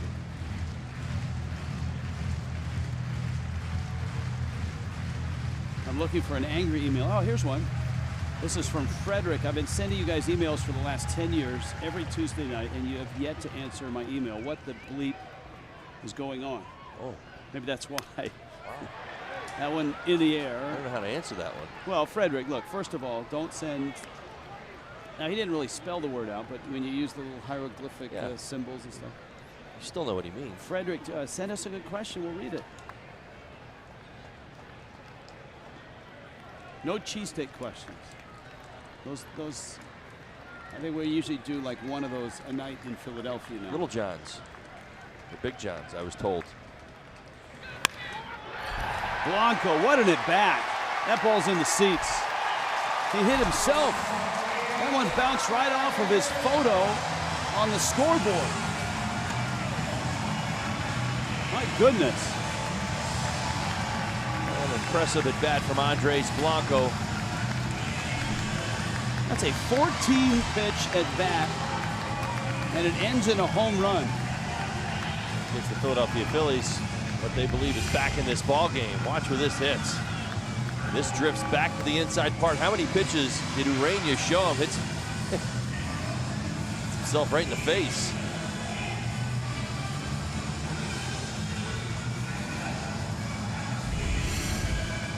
Now, when you throw a hitter that many pitches in the same location, obviously they're going to make an adjustment, not to necessarily the pitches, but to the location itself. So even in that miss right there, and for Urania, that pitch was supposed to be away. It drifted back to the inside part of the plate. Blanco did not miss it that time. 35 pitches this inning for Urania.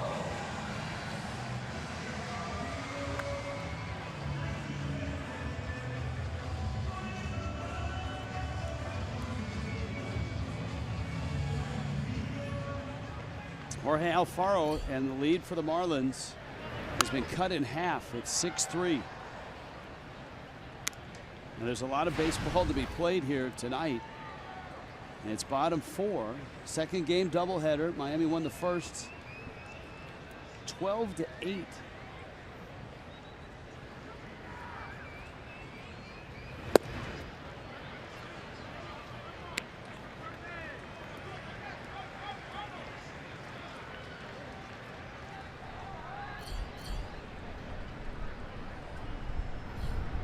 Phillies bullpen.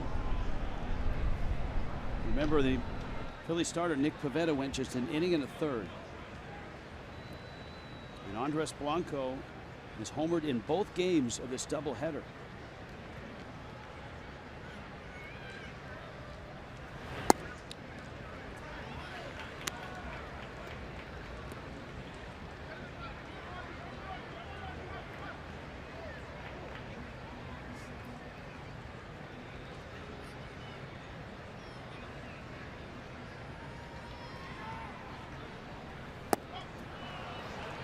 Swing and a miss.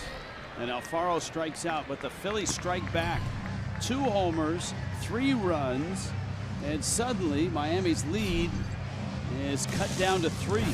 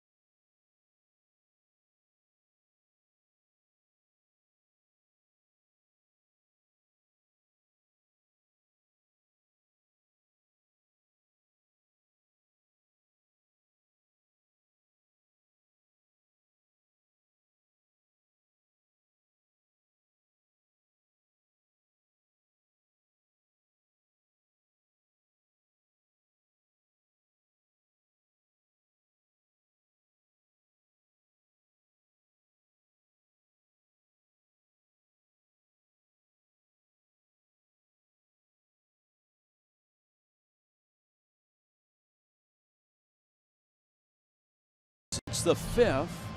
Citizens Bank Park in Philadelphia. JT Realmuto has doubled and has singled. Squares the bunt, takes a fastball outside from Edubre Ramos. The Phillies have been able to get some good innings out of Ramos after Nick Pivetta went just an inning and a third. Ramos has no doubtedly calmed the Marlins offense down just a little bit by featuring that good over-the-top breaking ball. He's used it to set up his fastball a few different times, and it's worked.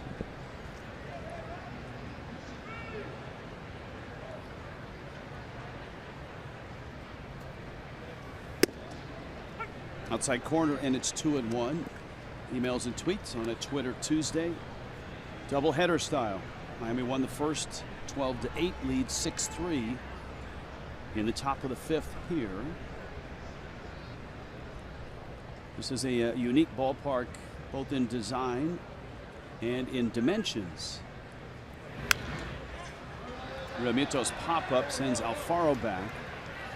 Pete wants to know, and he's in Leesburg, Florida, With all the new parks that have been built over the last 5 to 10 years, why has Major League Baseball not chosen to standardize the design of the outfields? And it's very simple, and that is footprint.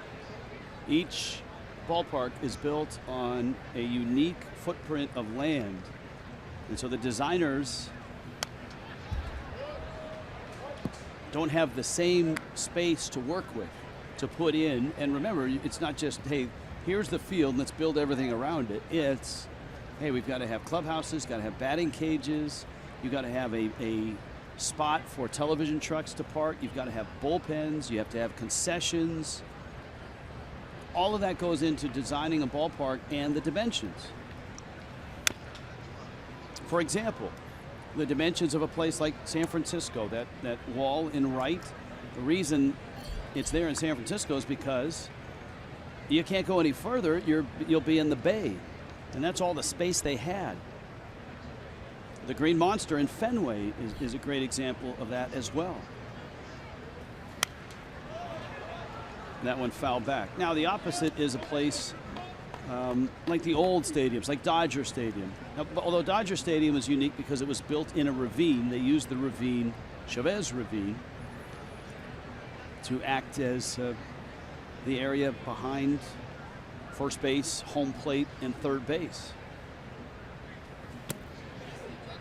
Check swing, no swing. Marlins Park was on a very small footprint of land, and with a retractable roof, you needed to have a space where the roof, when it came off the stadium, was over something, and so that's why it goes over the plaza area when the roof is open. Real Muto, that's off the glove of Galvis. It ends up at shallow center. JT's not stopping, on his way to second. Man, you gotta love that. How many catchers in this game can do that? Zero. There's your answer right there. Zero. Zero are that athletic and that fast and able to pull this off. Great swing of the, by the way, great at bat. Worked it all the way back, 3-2, fouled off a couple tough pitches and still hit it hard. Hustling all the way. Watch this, right out of the gate, get going. So the Jets kick in. That is going to go as a double for JT Realmuto. Well earned. 22 doubles on the season, 2 doubles tonight. Remember, he had a 3-run homer in the first game. Now, as Realmuto's got 4 straight hits, and all 4 have been crushed, right? The home run to finish game 1.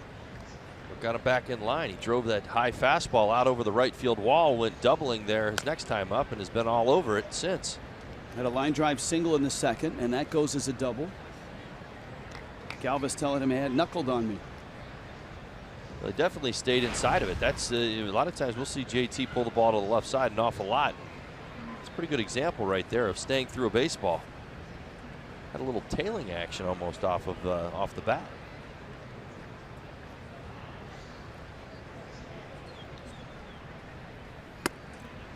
Fastball in. Now Dietrich, last time up, banged a pitch off his knee, crumpled to the ground. Probably about a minute and a half, maybe 2 minutes before he was able to get back in the box. Here, he's trying to move Realmuto from second to third or knock him in.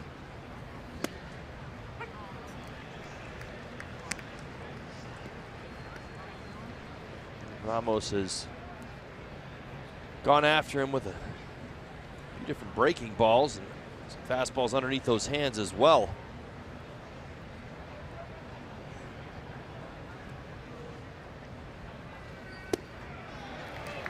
And he strikes him out with a breaking ball. Here comes A.J. Ellis. Geico presents this day in Major League history. The Rangers sweep a doubleheader from Baltimore. Score 30 runs in the first game and 9 runs in the second game. 39 runs is a single team Major League Baseball doubleheader record. Pitching change, double switch, a lot going on here. And to top it off, how about a Florida lottery call to the bullpen?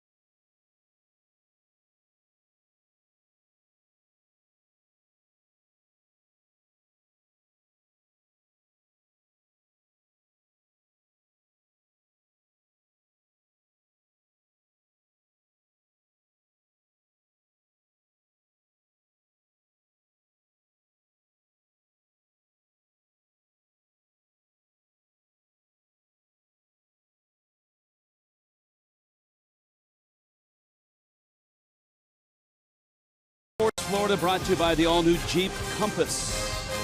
By Hankook, chase down your passion, never halfway. And by your South Florida Chevy dealer.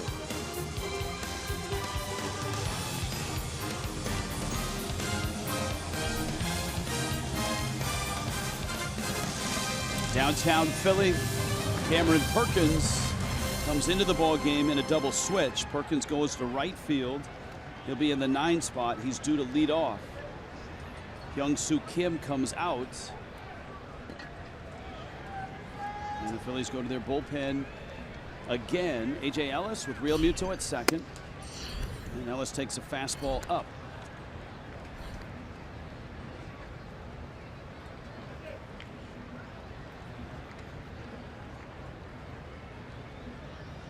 Yaxel Rios. He's the right-hander. He's never faced, never faced the Marlins before. This is his major league debut. There you go. That one's over the middle. Real Muto gets to third.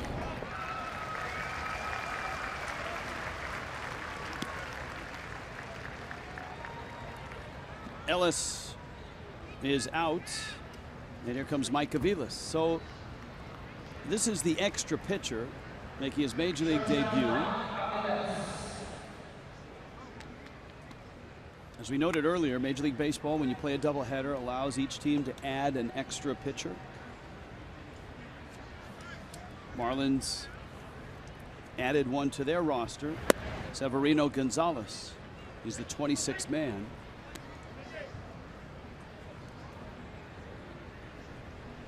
Rios outstanding numbers in the minors, Eastern League All-Star. A short period of time with Lehigh Valley. There's Severino Gonzalez. Well, Rios right now is not giving Mike Aviles much to look at. Jose Urena is on deck, although Urena has a hit and a sacrifice bunt.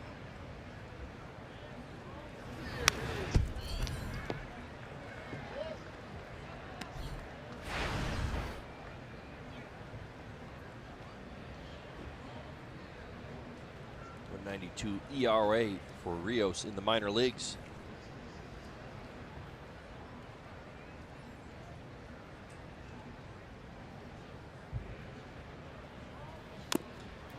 Oh, you're going to hear that one. Was off his instep as well.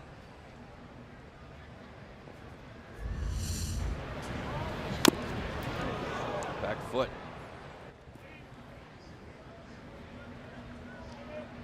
Right off the top of his back foot. Why does this happen more now than it used to? And I'm going back 25, 30. Guys throw harder. I mean, it's as simple as that. Guys throw harder, ball gets on top of you quicker. If your foot's not down, you're not on time. That's the end result.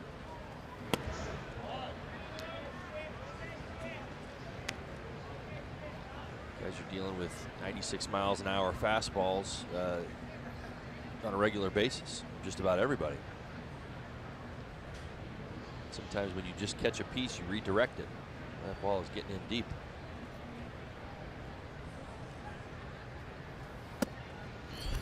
Aviles walks. Now look, we get one thing you learn as a baseball broadcaster is that you're broadcasting to a wide variety, from baseball experts to baseball savants to little league players to moms to dads to grandma to grandpa.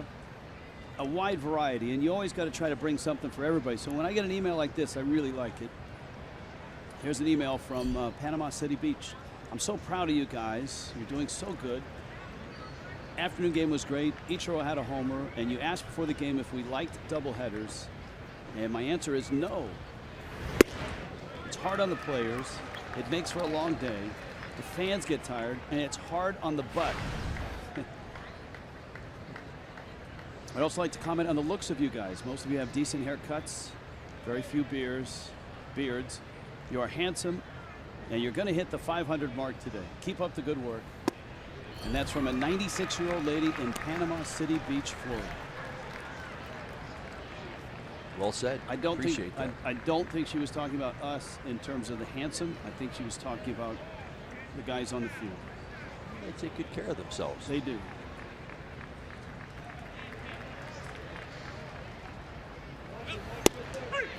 Outside corner, Urania is rung up.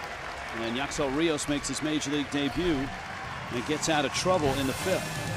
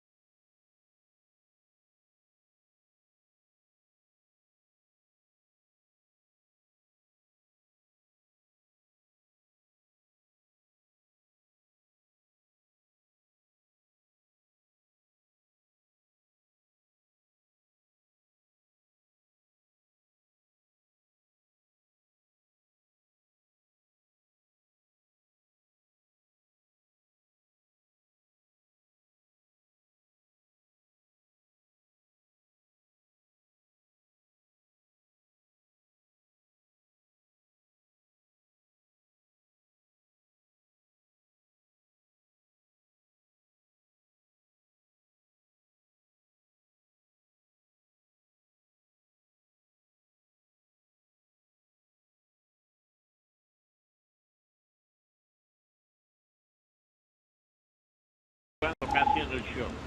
Presenta la bola. Lanza la curva. Hit de línea. Y ganaron los Marlins. El hit de oro lo da Yelich una vez más. Y están celebrando, y de qué manera, la victoria de los Marlins en el terreno. Todo ahí tirándole agua y felicitando a Yelich. Le han caído encima. Y los que están en el dugout igualmente, celebrando una victoria tremenda en el 10º inning. Salió del bate de Yelich un cañonazo y es su segundo hit en este juego. Él había dado un doble y anotó.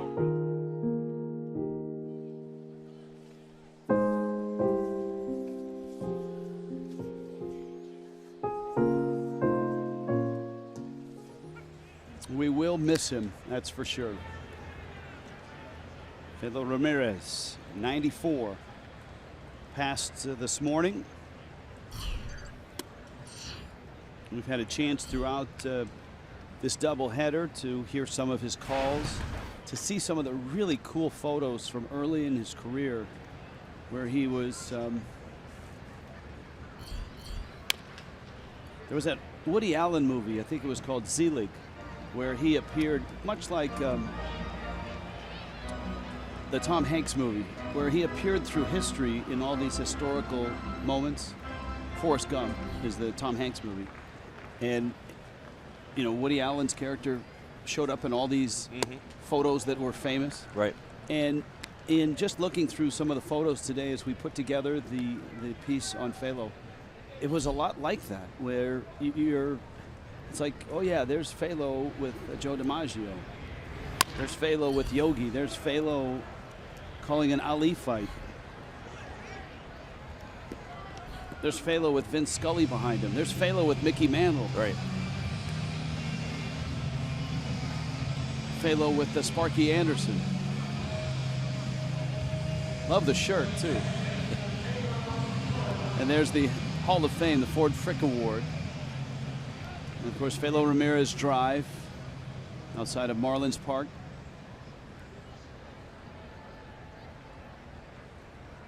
There, now the man in the middle is Vince Scully. So that may be my most favorite shot That's Yogi Berra, Vince Scully, Felo Ramirez. Handsome young men. Unbelievable. What a life he got to live. Yep, not question.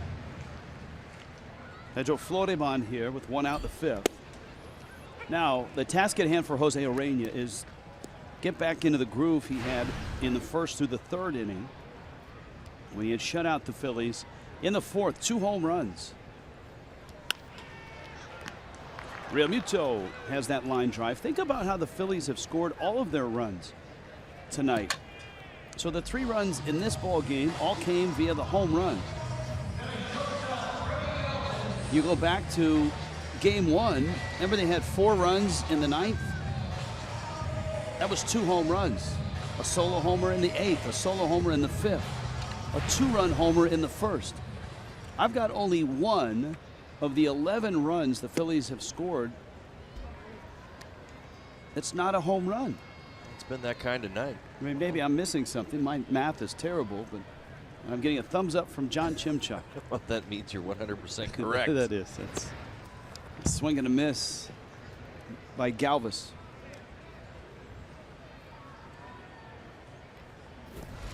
Coors Light, cold hard facts. Freddie Galvis, only Philly to start all 124 games this season. He is an Iron Man. Breaking ball strike, and it's 1-2. Nick Williams is homered. Andres Blanco has homered for the Phillies. Christian Yelich and Marcell Ozuna in this game for the Fish. That's a foul ball. Remember last thing I told you, we get emails and we have viewers from all different walks of life, ages, right? Baseball expertise. It goes all over the place. This is a good one. Hi guys, great call as always. Nice comments on the Falcons. Sunday's bark at the park. And we, the Franciscans of Fort Lauderdale, would be on hand to bless the 2- and the 4-legged patrons. Now, the last time we did this, the game was also against the Padres, and the fans repeatedly mistook us for the Padres mascot. If you could give us a mention on the air, it would be greatly appreciated.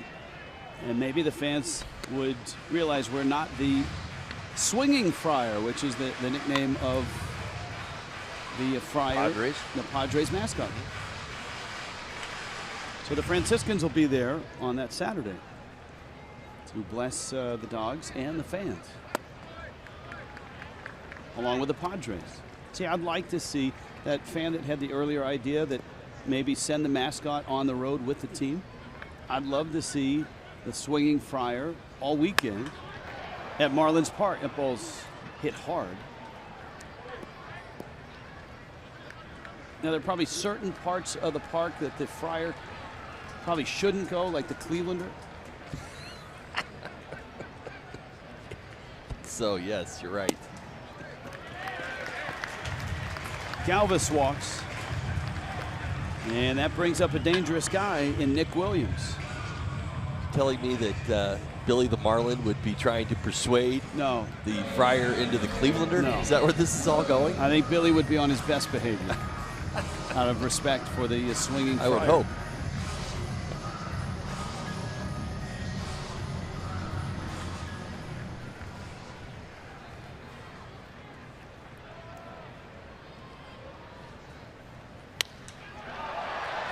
In the air, center, and deep. Yelich back, and he got it! Yelich robs a home run. He brings it back and holds on and robs Williams in deepest, darkest center field. See that one more time. Bunch of more times tonight. How about a Christian Yelich? Yes, sir. Bring it back. Whoa!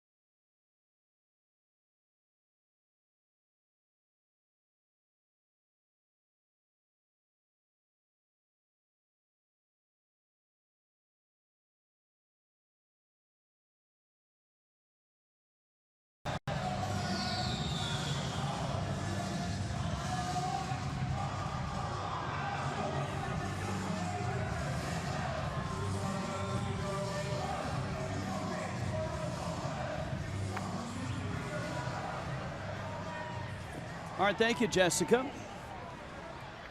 Top of the order for Miami. 6-3 ball game. 6th inning rolls around. D. Gordon leads it off, and he takes a fastball up. And Christian Yelich due up third here. You've got Stanton and then Yelich. Gordon is 2 for 3. Couple hits and a fly ball out. Yaxel Rios making his major league debut. He got the last 2 outs of the 5th. And he gets a strike on Gordon, and they count 1 ball and 1 strike. He showed plenty of poise and command so far. Of course, only 13 pitches. Philadelphia Phillies trying to keep things in check, stay in this ball game, and they've done a pretty decent job of keeping the Marlins under wraps. Well, Miami exploded for 6 runs in the first 2 innings. Nick Pivetta threw 46 pitches in the first inning, and he lasted for just an out into the second.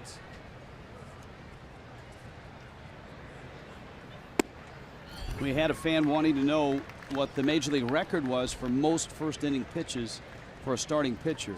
Now, since 1988, Bartolo Colon 61 pitches at Seattle in '97, and Glendon Rush of Kansas City threw 59 against the Twins. Gordon smacks that ball to left. Coming in is Hoskins, and Reese Hoskins makes the catch. Get the ballpark pass and receive mobile access to every remaining home game at Marlins Park. Just $29.99 a month. Great matchups, giveaways, couple bobbleheads coming up. JT Realmuto and Christian Yelich in particular. It's less than $3 a game, and it's all on your mobile device. For more information, download the MLB.com ballpark app. Go to marlins.com/pass today. Well, this is something. You're making your major league debut, and you get to face Giancarlo Stanton. Oh, the one and only. Base hit his first time up, struck out the last 2 times. Got me thinking, it's been a while since I've seen him do that. In fact, I had to have John Chimchuk look it up for us. It's been over 2 weeks since Stanton has struck out in back-to-back at-bats. August 7th, D.C. Stanton homered in the first game. He's sitting at 46. And he chops that one wide of third. Jose Urena, top step, arm wrapped. Miami's lead is 6-3. See Ellington up in the Marlins bullpen. Fastball in. And the count 2 balls, 2 strikes.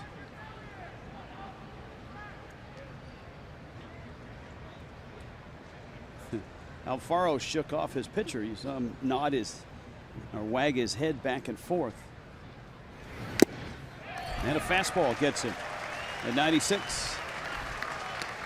So Stanton strikes out. Now, this would be a 6-5 ball game were it not for the great catch by Christian Yelich.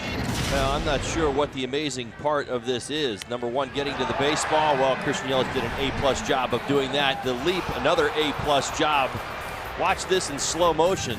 Watch where it hits his glove, and he holds on to it. Oh, my. He's got about a third of the baseball in his glove. Wow. Yelich, a liner. We didn't really have time to tell you that was our bang bang catch of the game. Great fish, great cocktails, great times. Had the Bonefish Grill. A line shot by Yelich.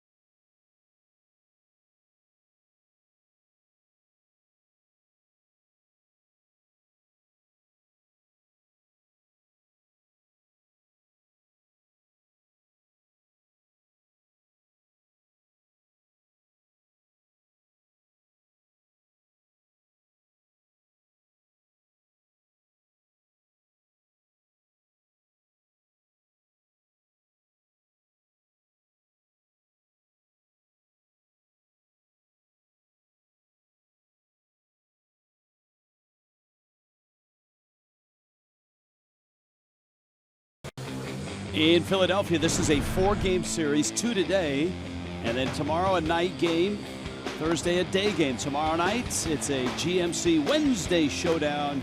Justin Nicolino, the Fanatic, Mark Leiter Jr., popcorn everywhere. Marlins live at 6:30.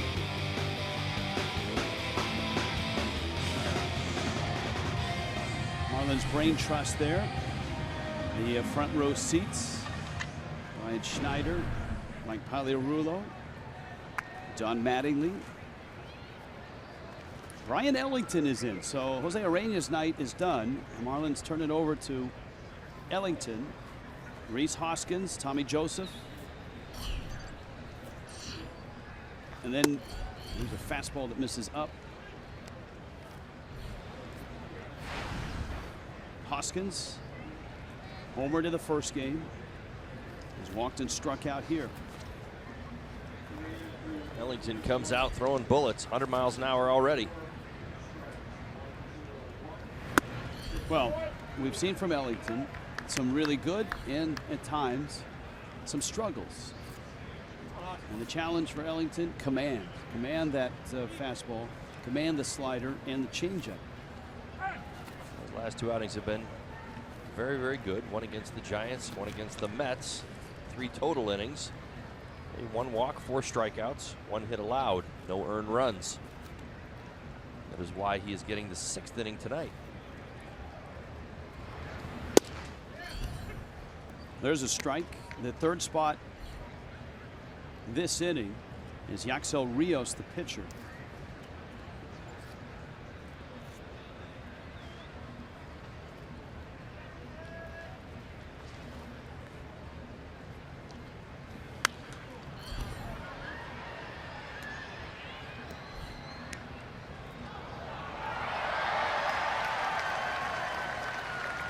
Been a long night for the fans, and that fan made a really nice play.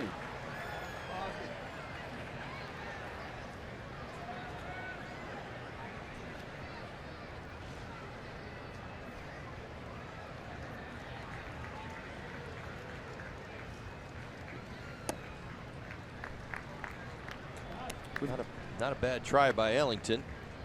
Got back in the count, went right to the breaking ball. He'll pick up the swing and miss. Hoskins has had a red hot week. 5 homers on the road trip and a homer here. He had 2 homers on Sunday in a win over San Francisco. Shoots a ground ball out to short. That is Mike Aviles here in game 2. And Aviles throws him out. All right. We always look for fun emails and angry emails. We like the angry ones too. This is from Doreen. I've been sending questions for years too, and I never get answered. Real questions, not jokes, not fluff, not anger. Example, what is pitching from the stretch compared to pitching any other way?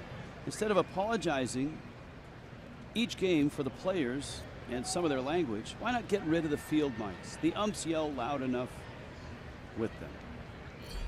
All right, Doreen, let's start. Let's walk before we can run here. Let's start with pitching from the stretch compared to pitching another way. For you, Todd, as a dad who pitches batting practice, a major league hitter, pitching from the stretch, pitching from the windup. Pitch from the stretch. This is the stretch. This is the Ellington. stretch right here. Where he comes set, side saddle, in the air and deep. And that's not coming back. Tommy Joseph makes it 6-4. Tommy Joseph stepped into this doubleheader today. One of the worst slumps of his career. He's certainly gotten himself out of it. Now homered in both ball games. Jumps all over 99. Third home run for the Phillies. Remember, they hit 5 in the first game.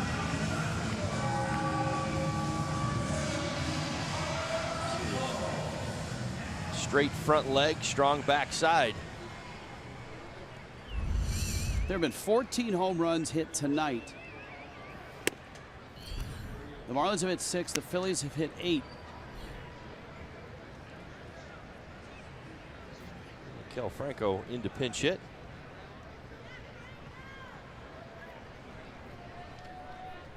There really should be 15 hit. Remember, Yelich stole one. Franco lost his helmet. Swings and misses. It's 1-1.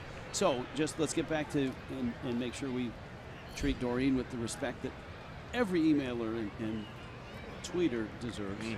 This is the stretch when there's a runner on base. Pitchers will pitch this way, so base stealers can't get a great jump and steal. Is there a big difference to a hitter when they see a pitch from the stretch or from the windup? You generally see more of this. I mean, again, a lot of starters today actually do very similar to what the relievers do. It's a modified. Now, back in the day, 30, 40 years ago, you had a little bit more to the windup, if you will. Here's a 2-1. Hit hard. Gordon on to first. The guys would get the arms. Nolan Ryan would get the arm up, the high leg kick, the good leg, hip turn, leg up, strong, drive the ball down the hill. I mean, there's a lot to that, but you also forfeit, I think, control a lot of times. And what you see today is a lot of guys do a modified version of what a windup ultimately will be. And when you kind of look at them in slow motion, they actually look just like the guys who are coming in out of the bullpen and pitching from the stretch. Now, Doreen, the second part, you're not a big fan of mics on the field because every now and then we have to apologize for language that we hear in the heat of the battle.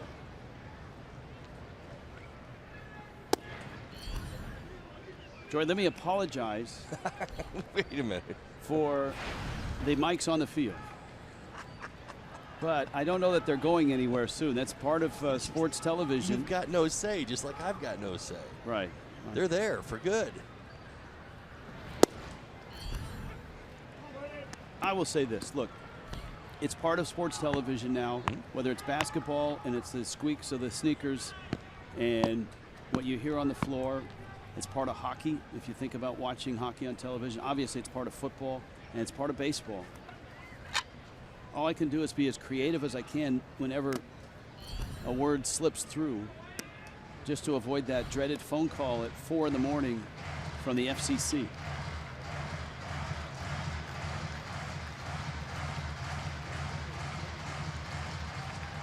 Doreen, thanks for your email, and keep sending them in. I apologize that we haven't read it over the years, but sometimes we only read the ones we get that make it through the shredder. The shredder, our sensors. Roller to short. Aviles gathers, whips it in time. But the Phillies keep coming. They keep hitting homers. And it's 6-4 Miami.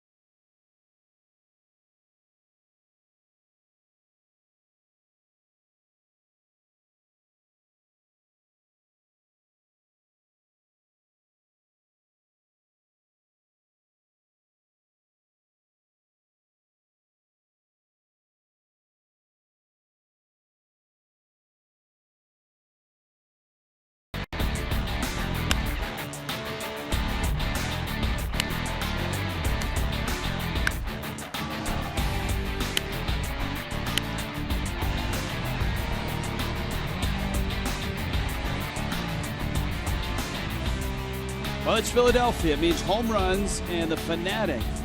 And maybe cheesesteaks and some other stuff. Miami won game 1, 12-8. Game 2 here, 6-4, 7th inning. This was a 6-0 ball game, but the Phillies have homered their way back in. 2 solo shots and a 2-run homer. Kyle Franco stays in the ball game. He's at third base. And back in, second time tonight, Jason Terrien.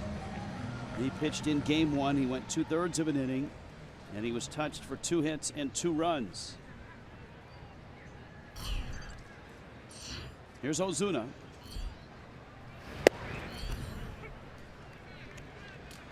The Marlins would love to get something going offensively. It's been a little while since they've scored. Philadelphia Phillies have been pecking away at them. Ozuna hit a 2-run homer off of Terrien.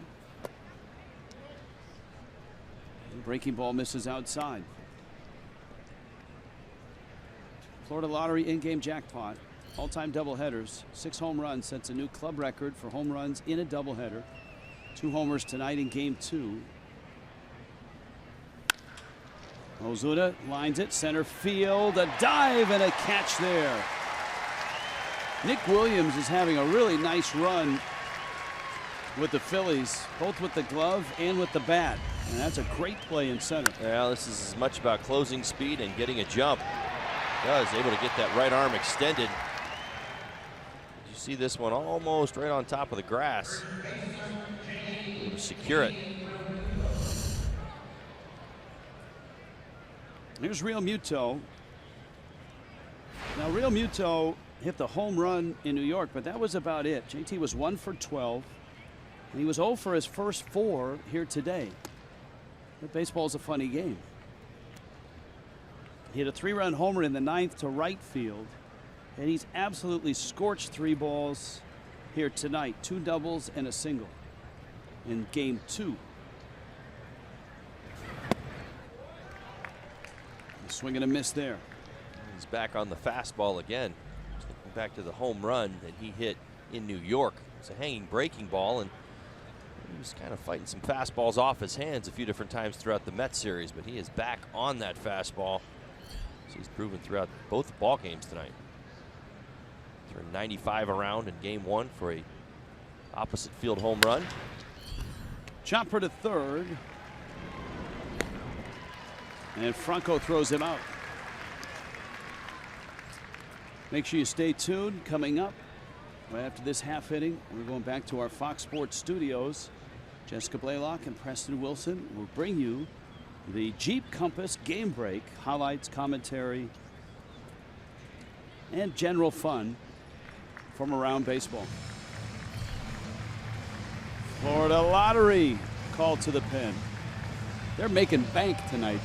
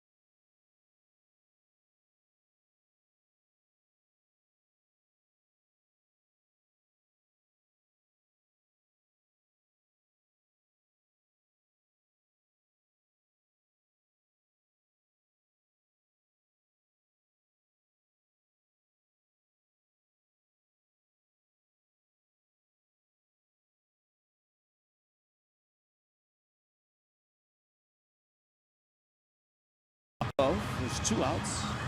Fish family renewal season is upon us. You can renew for next year, 2018. Go to marlins.com/renewals and be part of the Fish family. Derek Dietrich is up. Phillies have brought a lefty in. Adam Morgan to face him.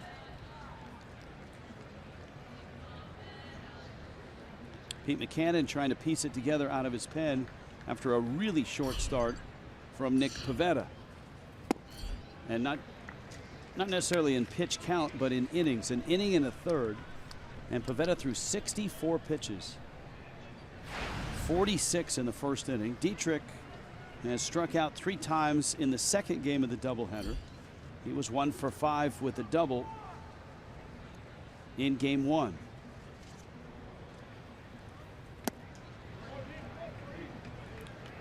Dietrich hitting .316 against lefties this season. Good numbers. Adam Morgan, he's been rolling of late. One-time starter, now bullpen arm, has been impressive over his last 8 innings. Both punch-outs. Dietrich off of Morgan. That one's going to kick into foul territory. Morgan is limping noticeably. Dietrich has himself a solid hit. And the Phillies will come see about their left-hander here.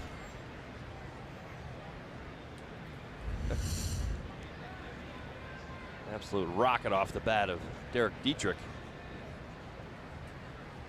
Oh yeah. Not sure he was trying to get his foot out of the way or try to stop this baseball. Almost got all the way into the Marlins dugout. Phillies trainer and the manager Pete Mackanin out there.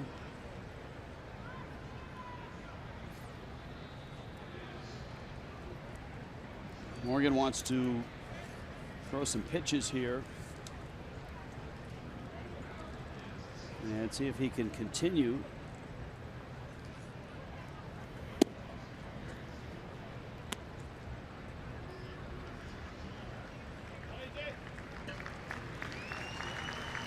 And Morgan will stay in there. University of Alabama product.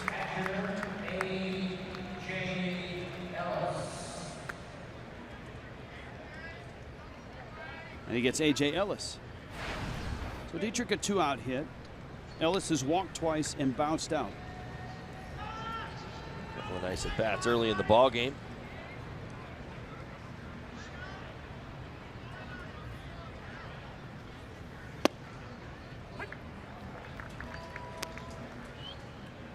Morgan a 4-pitch mix. Fastball, slider, curve, and change. Will throw anything, anytime.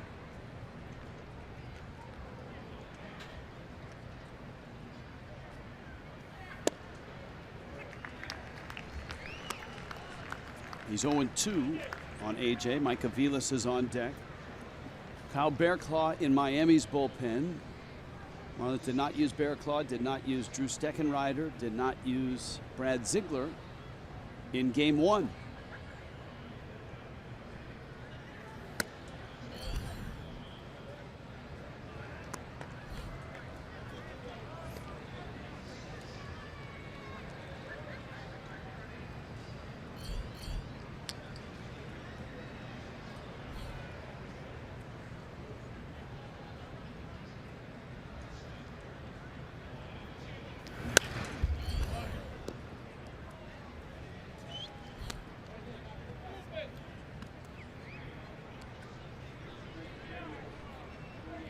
A.J. Ellis has seen just about everything.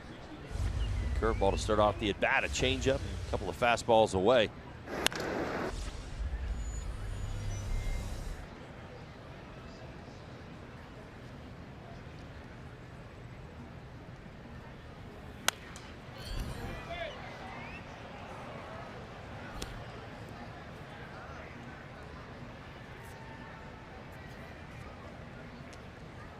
There's been a really interesting debate going on Twitter regarding the number of runs and the Papa John's promotion. Liner into left field. That's a base hit.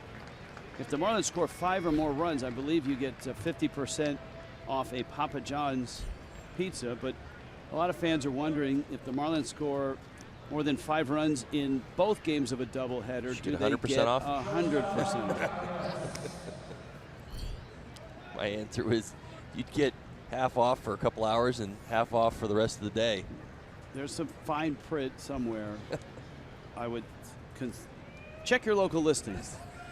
That's the go-to for any broadcaster. For any question you don't have an answer to, it's always check your local listings. Push it off on somebody else, right? Right. I don't know. Call Papa. Call the Papa.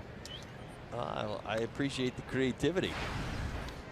All right, Marlins could use an insurance run or two, it feels like, in this ballpark on this night with a 2-run lead in the 7th. Aviles is 0 for 2 with a walk. You got Dietrich at second, Ellis at first. Mike pulls one. And it's a ball and a strike. Our Jeep Compass game break is locked and loaded.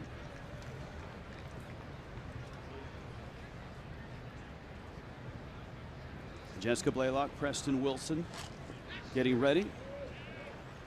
They are on the new Fox Sports set, state of the art.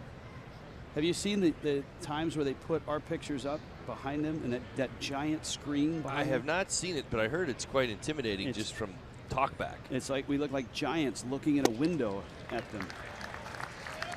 Like the old King Kong movie where he's looking in the window at Jessica Lange longingly. Sorry, it's a doubleheader. I'm getting a little punchy. 1-2 to Aviles. Good changeup last pitch. See if he doubles up or goes to the fastball away.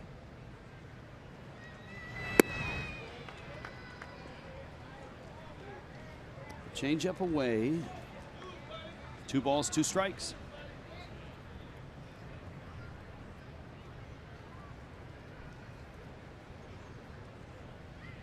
$20,000 at one point in the ballpark.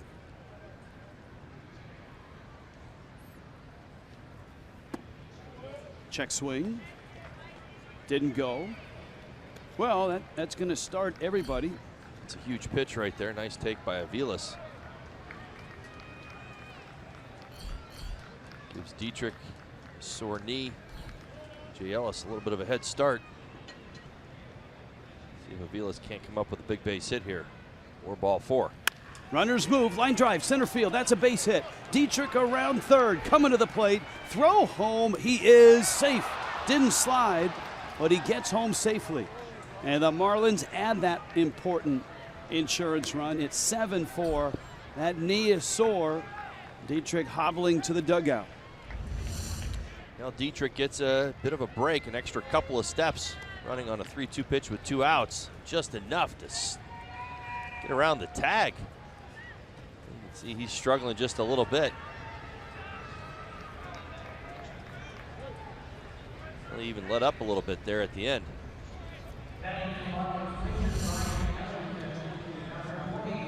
Now that a big run for the Marlins. Nice piece of hitting by Aviles. Earned that fastball and ripped it into center field. Big hit. Here's Moore. He pinch hits.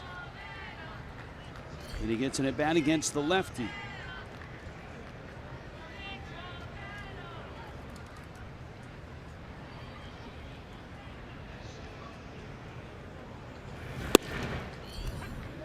Tyler 9 for 39 as a pinch hitter.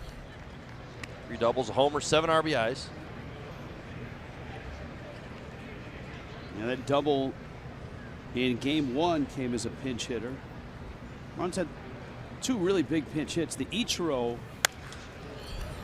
home run. If you missed it, Ichiro hit a key 3-run homer. 439 feet to right center field. The longest home run in that first game, in a game full of home runs.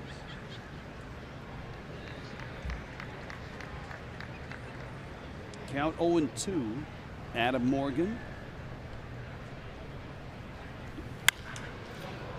And Moore sends one high out into center field. Williams is there. makes the catch, and Avila single makes it 7-4. Here in Philly, now let's head back to our Fox Sports studio for the Jeep Compass game break.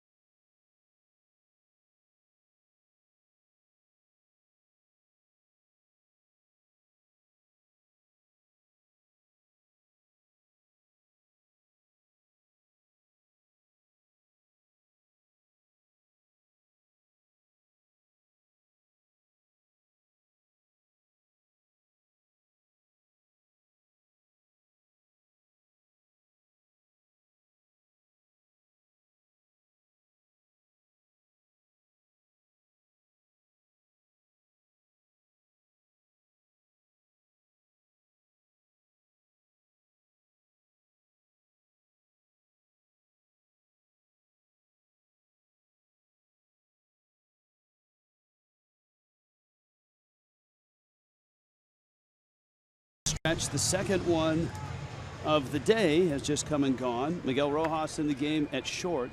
Kyle Bearclaw in the game on the mound.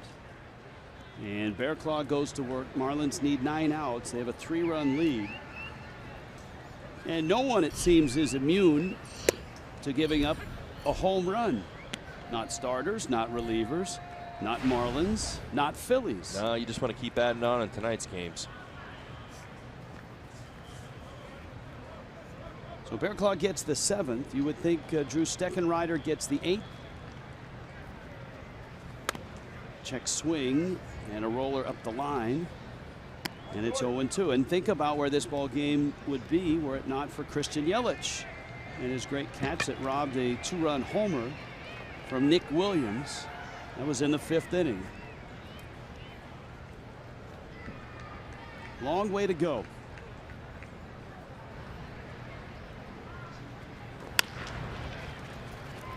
Rojas gobbles it up, gets it to first in time. And Alfaro is out number 1. That'll bring up Cameron Perkins. Perkins, a ground ball out his first time up. Double switched into the ball game in the 5th.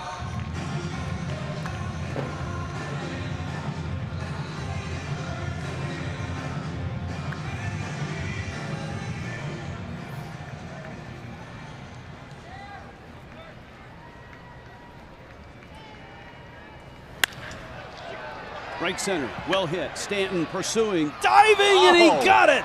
Giancarlo laying out. Oh, man. That's the best I've seen from him all season. Sticks the landing, holds the ball, and there are 2 outs in the 7th. Are you kidding me? That came in inning 16 for Stanton. A slight late break, but full extension off the feet.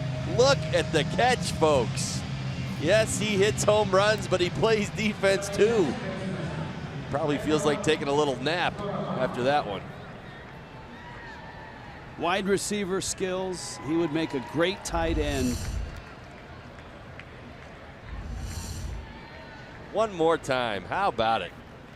Let's not forget where we're at, Rich. I mean, we are 2/3 of the way through game number 2. These guys have been out there all day.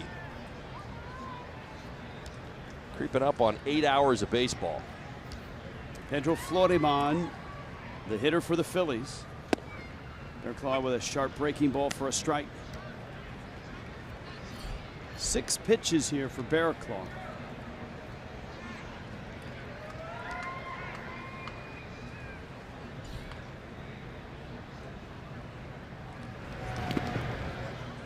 And Ellis knocks down that slider.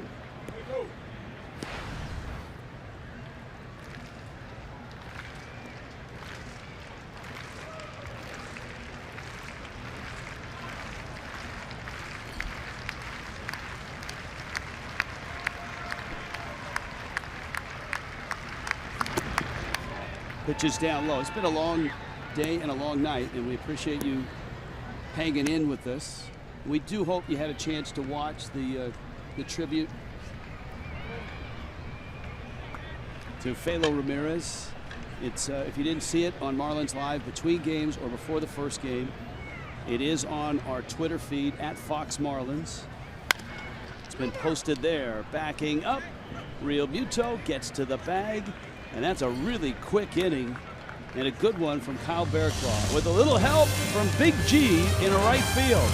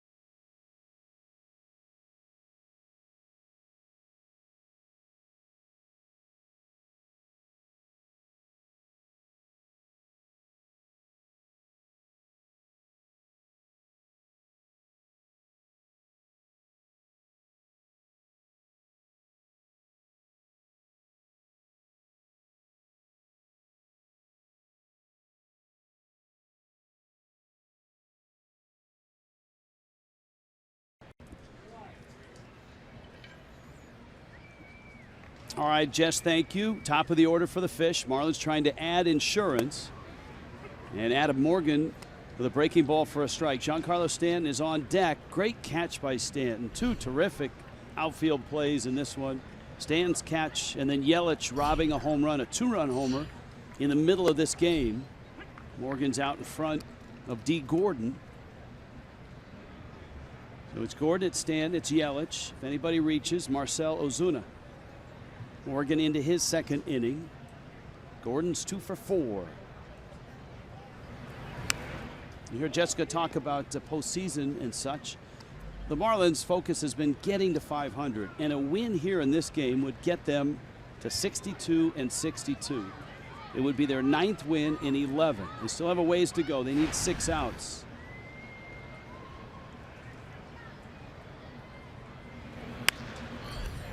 D. Gordon, a little floater, is going to end up in Franco's glove. And that's an out here in the 8th.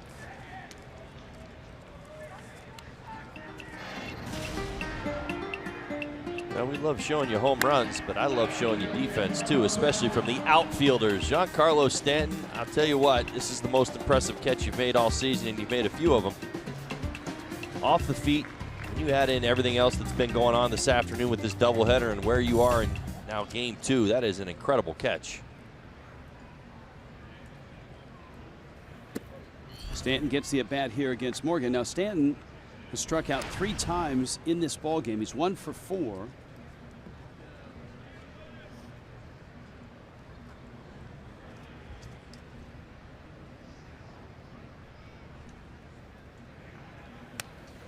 Foul back to the screen.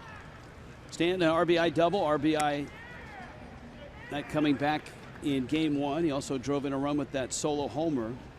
So Stanton sits at 46 homers, 99 driven in.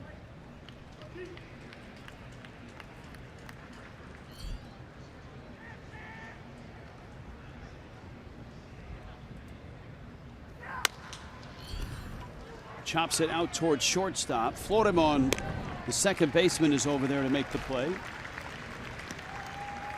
And then he gets the outs. Eldorado Furniture invites you to settle in tomorrow night for Justin Nicolino, Mark Leiter Jr., the Marlins, and the Phillies. It's game 3 of a 4-game series. Every game so important for the Fish. After tonight, there'll be 38 games left.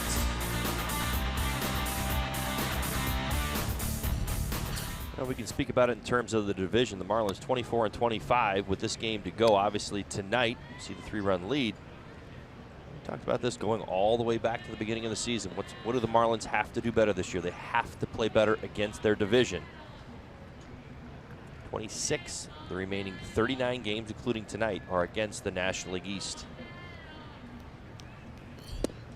Well, and look, you know, if you're looking at the wild card race, the focus in the National League is at the top. Colorado and Arizona even at the top. How are those teams doing tonight? Arizona beat the Mets 7-4. Mets haven't been much help for the Marlins. Colorado, as Jessica just reported, is losing to Kansas City 3-2 in the bottom of the 8th. But you also have to look at the other teams that are between the Marlins and those 2 teams. Right. And that's Milwaukee and St. Louis. The Marlins are 2 games behind St. Louis, 3 games behind Milwaukee. And that's coming into today. Marlins won the first game of the doubleheader. St. Louis is losing big to San Diego 10-4. That's in the bottom of the 7th inning. Milwaukee has scored first in San Francisco. That's 1-0 early in the 2nd inning. And really, before you can worry about the second to last week of the season, which is the trip out to Colorado and Arizona to play those teams and say, okay, well, we can make up some games there if we're on our game, is that you can't play 500 ball against your division getting there. Got to be better than that. That's the point. And the Phillies are a great example of that because the Phillies have played particularly well against the Marlins, not only in this ballpark, but over the last couple of games we've seen even this season. So today's a real good step forward as far as a doubleheader. Got to obviously finish this one off.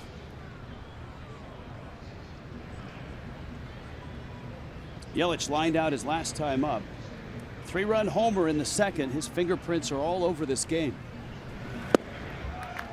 And he swings and misses at a breaking ball. Morgan goes 1-2-3. Miami needs 6 outs here in Philly. A 7-4 lead.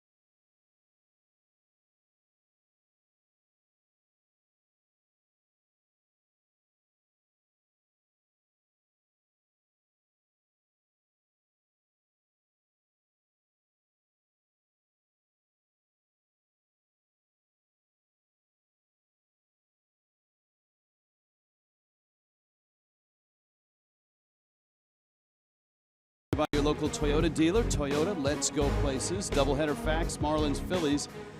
At Philly, Phillies have swept 4 of 7. Overall doubleheaders against the Phillies. The Phillies have 5 sweeps out of 12.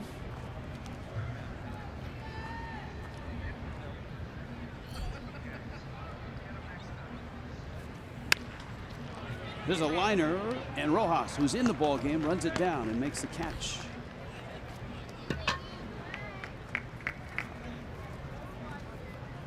Phillies have 5 sweeps of doubleheaders.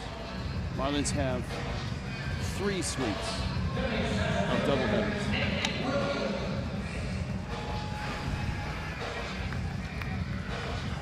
Here's Nick Williams.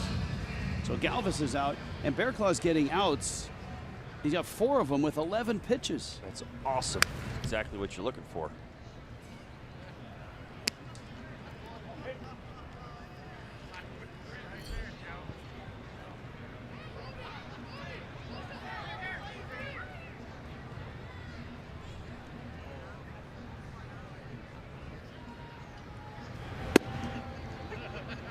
And a strike. Nick Williams, a solo homer in the 4th. He hit the ball that Yelich brought back in the ballpark barely. He had it in the palm of his glove and held it. Would have been a 2-run homer. Obviously would have changed this game.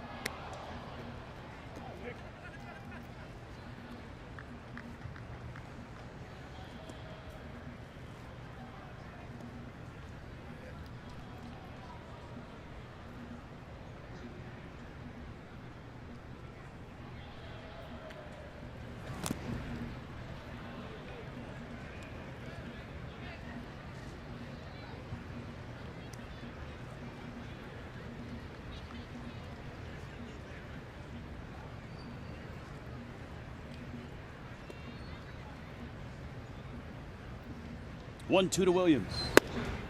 And Bearclaw misses up. Tell you what, having seen Williams now a couple of different series, well over 40 games, he is much more confident in his ability here. Not that he didn't trust it, but you can see it in his approach. He's chasing a lot of pitches that first series. Down he goes. Williams strikes out. Good fastball right there. All right, MLB.com @bat is your #1 mobile app for live Marlins baseball. Stay connected with a fully customizable experience. Get club-based home screen icons and app features, as well as game day video highlights, radio broadcasts, StatCast, news, and more. Now on MLB.com @bat today. So lightning in the background here. There you go.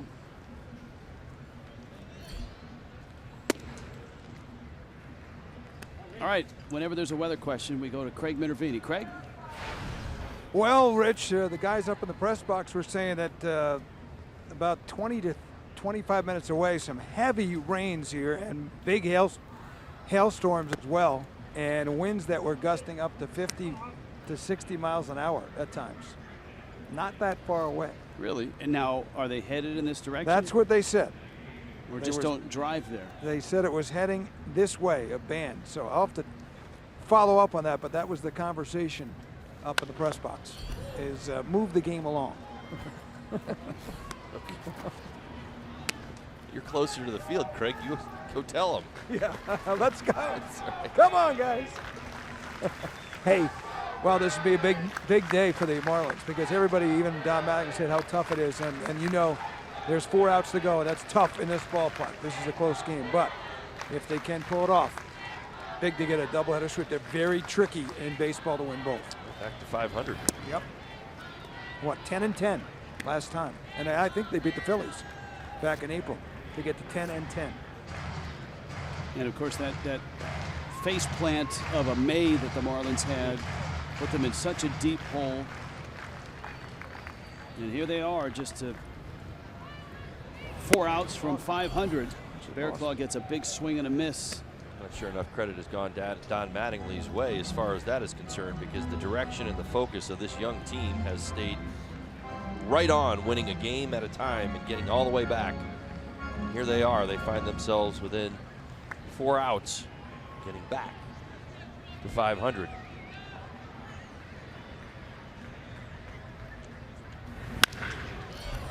Liner, Yelich, and he'll have to pick it on a hop. Hoskins has a hit, and that brings up Tommy Joseph, who's had a home run in this ball game and a home run in the first game, along with a double. So it looks like Joseph is coming out of his slumber.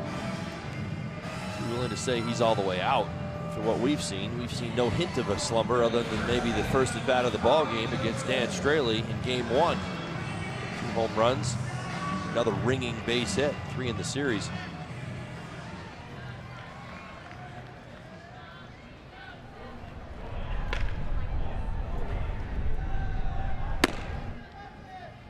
Hobie Milner in the Phillies pen.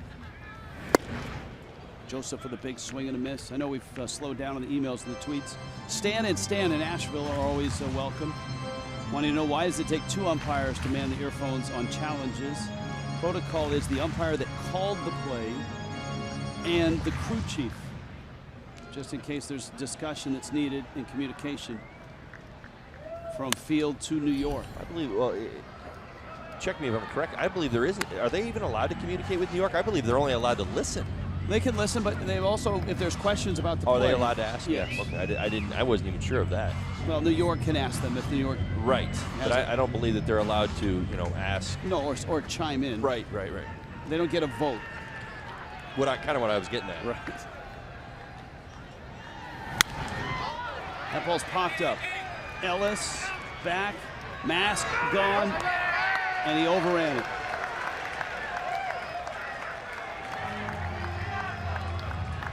Wow. A.J. Ellis thought he had found that and then realized he had come too far. Well, yeah, this isn't a misfire by a few steps. He's about 6 feet short. See, that ball gets all the way back to the dirt. I wonder if there's some wind swirling around at the top of the stadium. We've seen these flags start to pick up a little bit. Usually don't see a misfire by a player that much unless there is wind at the top of the stadium. Well, Craig talked about the nasty stuff headed this way. Check swing, I think he went. Whoa, no swing down there. Tom Woodring. Well, maybe the Phillies got one back. No, I don't think he went. He did not go. That's a good call.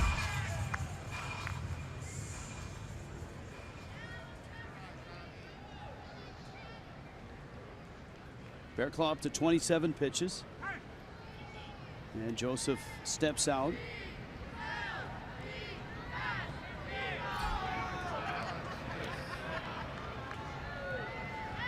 One, two. Joseph not chasing.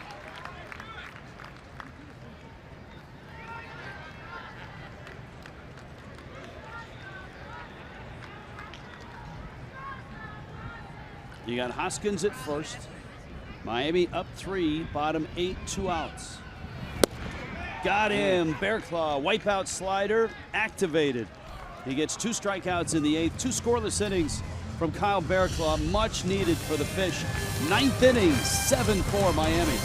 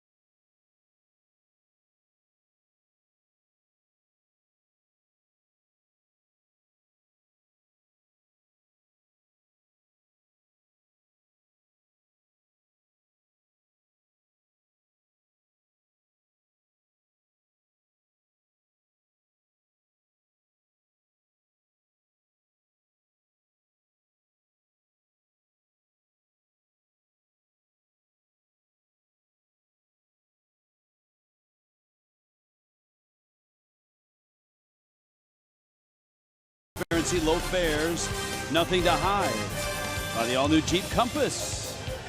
And by your South Florida Honda dealers. Hurry into the Summerbration sales event today.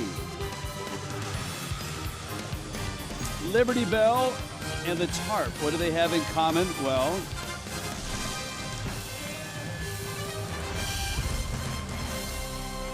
this was the scene moments ago. The head groundskeeper here in Philly was talking to the home plate umpire, Bruce Streckman, and he was talking about what Craig was talking about, what we saw with the weather headed in this direction. Severe thunderstorms expected here within the next 5 to 10 minutes, according to one weather report. The tarp has been uncovered. Yeah. Ozuna takes outside. Morgan continues to work for the Phillies.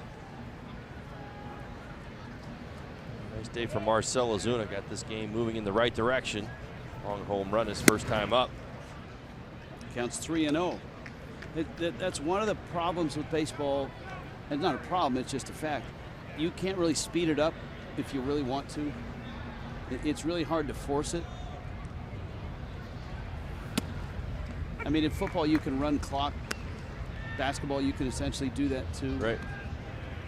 Well, I mean, even, and I'm not kidding when I say this, I mean, even these conversations pop up in the dugout. I mean, these conversations that we're having, a lot of times will make their way down there. There's weather coming. They see that the tarp has been uncovered. They know what's going on. But you can't tell a hitter, hey, listen, just so you know, we need to speed this up a little bit. They're like, what are you saying? You think I'm going to give it bat away? This is the big leagues, pal. It's not happening. Ozuna fouls one back. Marcell Ozuna, two-run homer in the first inning. He had a two-run homer in the 7th inning of Game 1.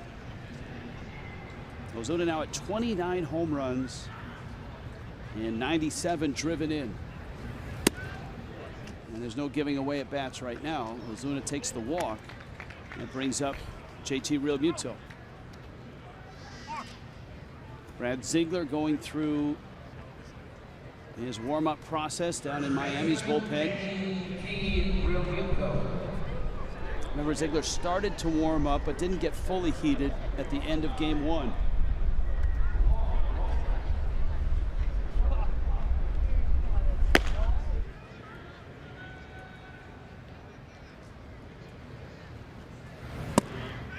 JT takes a breaking ball for a strike. This is the 3rd inning for Morgan. The grounds crew on high alert right now.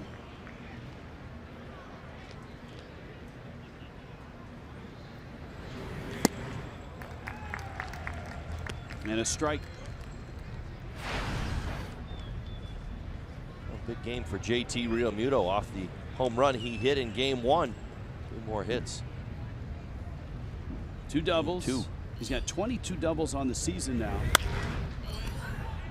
Certainly don't want to play into this developing trend, but I know it's existing. He is having some big offensive games while as a first baseman.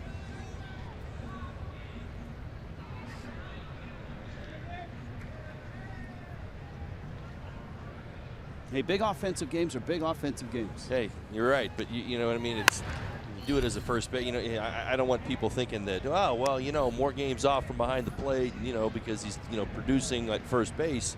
I mean, his value behind the plate is immeasurable right now. And in fact, the one thing I took out of the Mets series wasn't even the home run he hit or the fact that Stanton hit a home. The game he called with Conley was absolutely, in my mind, almost a perfect ball game for Conley. 2 of them had great chemistry, worked well together, and were able to take down the Mets on Sunday.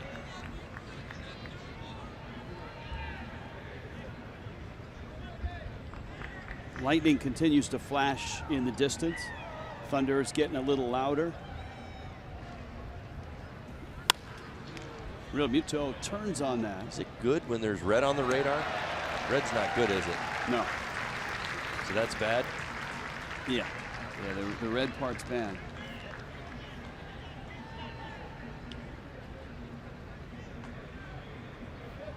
Is that from the Comcast building, that shot? Or is that from the ballpark? Galvis. There's two. Realmuto bounces into a double play, and Derek Dietrich comes up.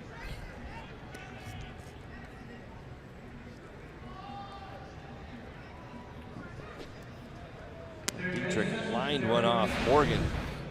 Base hit in the 7th. And Morgan has been able to settle down and get outs. Dietrich continues his assault on left-handed pitching this year. He has been so good against the lefties.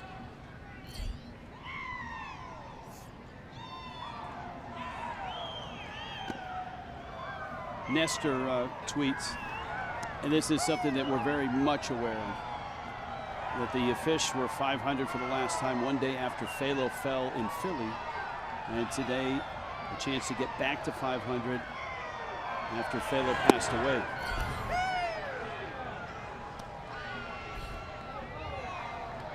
Two and 0.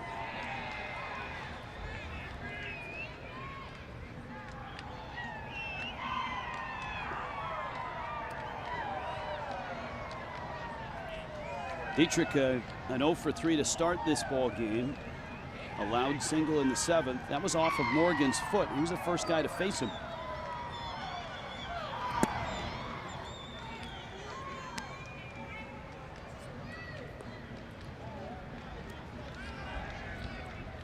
Now the count's 3 and 0.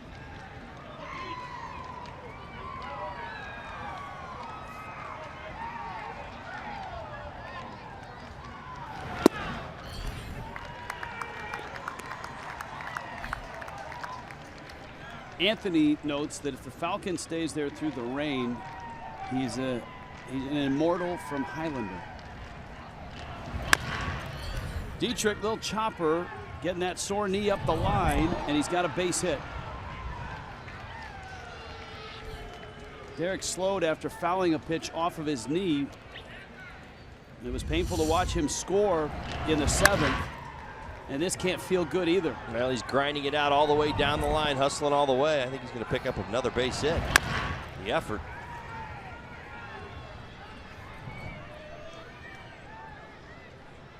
You can see him gingerly, after he crossed the base, come to a stop. Phillies are going to make a pitching change here.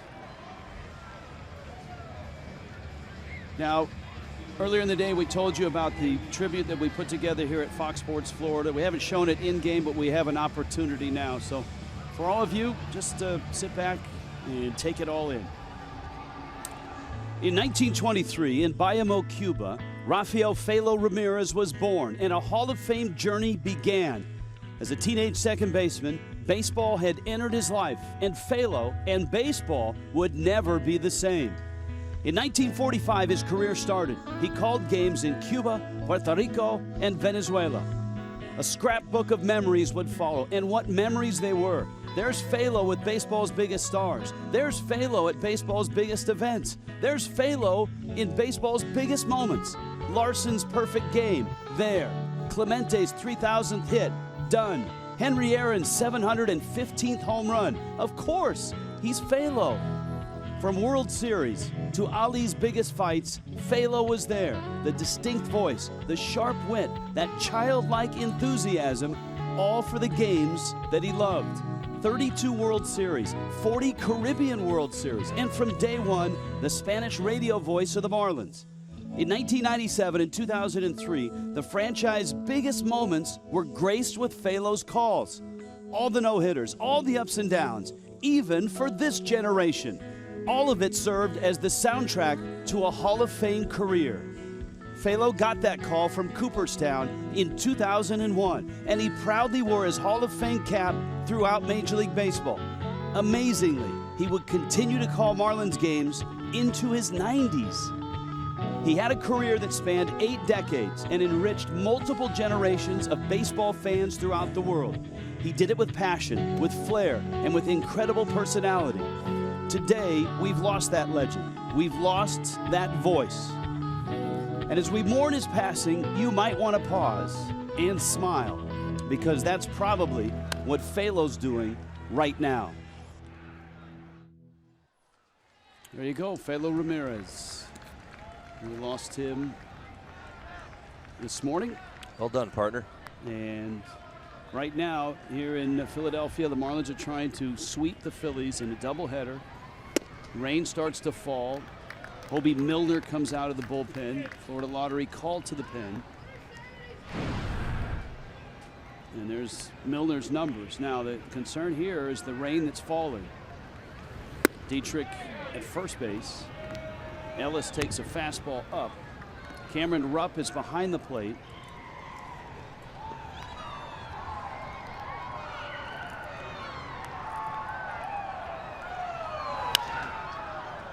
And that one hits Freddie Gonzalez at third base. If you're just happening by, Miami won the first game by a score of 12-8. They lead in this ball game. There's Alfaro now at first. They lead in this game 7-4. Severe weather is in the area, and the rain starting to fall a little harder. 2-2, and Ellis strikes out. So the Marlins need 3 outs. They need to beat the rain and the Phillies.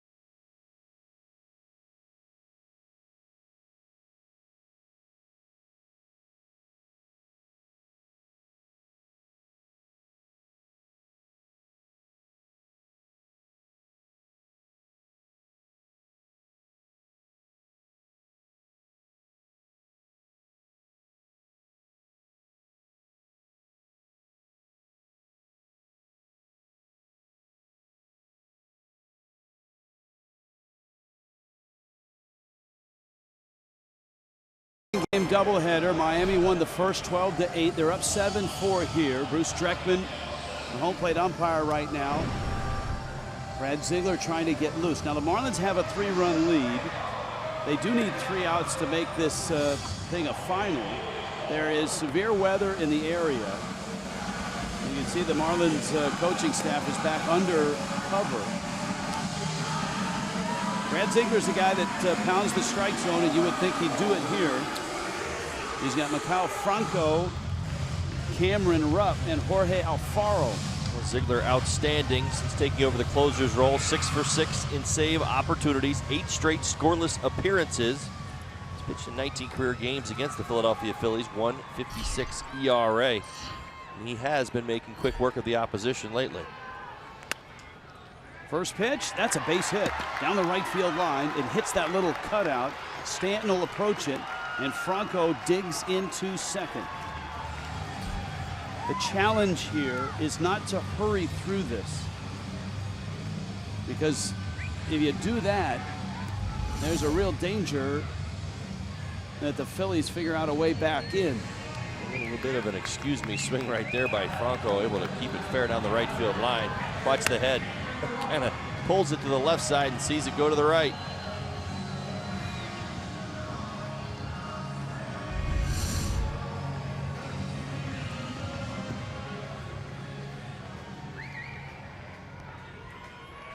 Cameron Rupp homered in the fourth, a 2-run homer. Ziegler gets a strike at the knees. Rain's been falling for about 10 minutes now. The heavy stuff has yet to arrive, or so we're told. Grounds crew has uncovered the tarp. Lightning dances across the skyline. And Brad Ziegler throws an 0-1 pitch, and it's out with a breaking ball. Now, some tweets and some emails wanting to know what happens if the game is stopped here for rain. That means we wait and wait.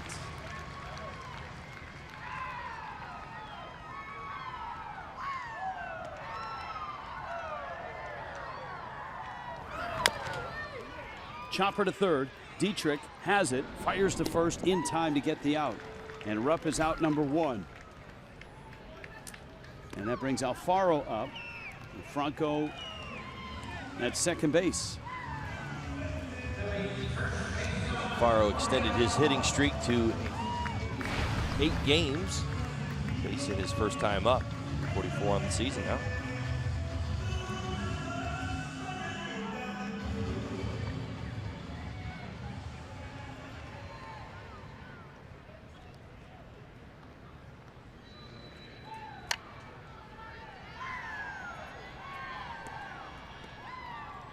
Brad Ziegler. This is a save opportunity.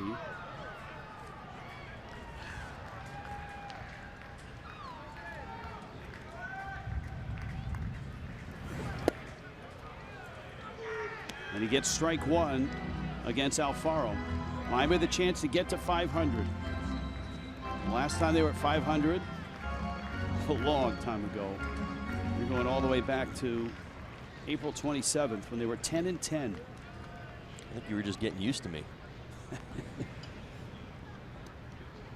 Marlins were coming off that nice series win in San Diego. Alfaro chases. It's 0-2. It was a weird set of circumstances that led, interestingly enough, the rain starting to fall. Remember, we even talked about that. They had the day off on the Monday, then they had the rain out, then they had the game on Wednesday, which was the start to what became a 2-game series. So essentially the players had 3 days off. They lost both those games to the Philadelphia Phillies here in Philly, went back home and just had a miserable, miserable homestand in May. There's a roller to short. Rojas to first in time. A long rumble of thunder narrated that entire play. The wind is picking up, lightning is flashing, and the rain's really starting to come. It's coming down like a sheet right now.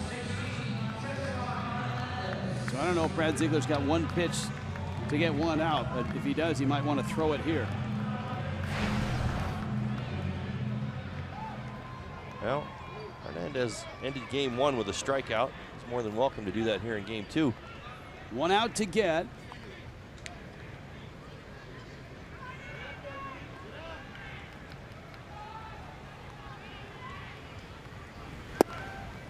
That's a strike. It is really coming down. If there weren't 2 outs in the 9th, they would stop this game. It's coming down sideways right now.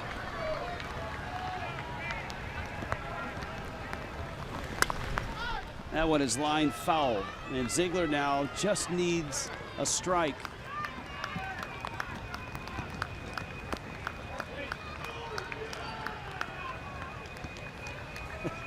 This is something, isn't it?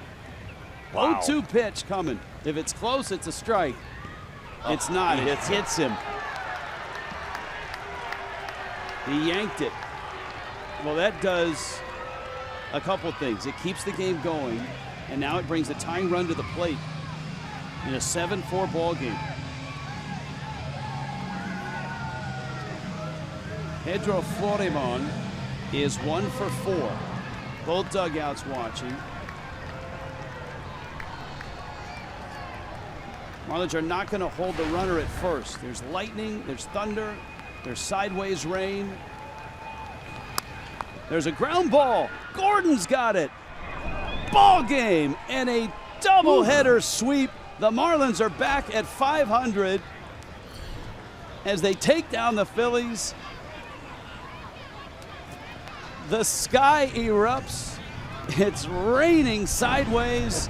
The Marlins beat the weather, and they beat the Phillies twice. What a day and what a night here in Philadelphia. A very wet Marlins Live is coming up as the Fish finish this one 7-4.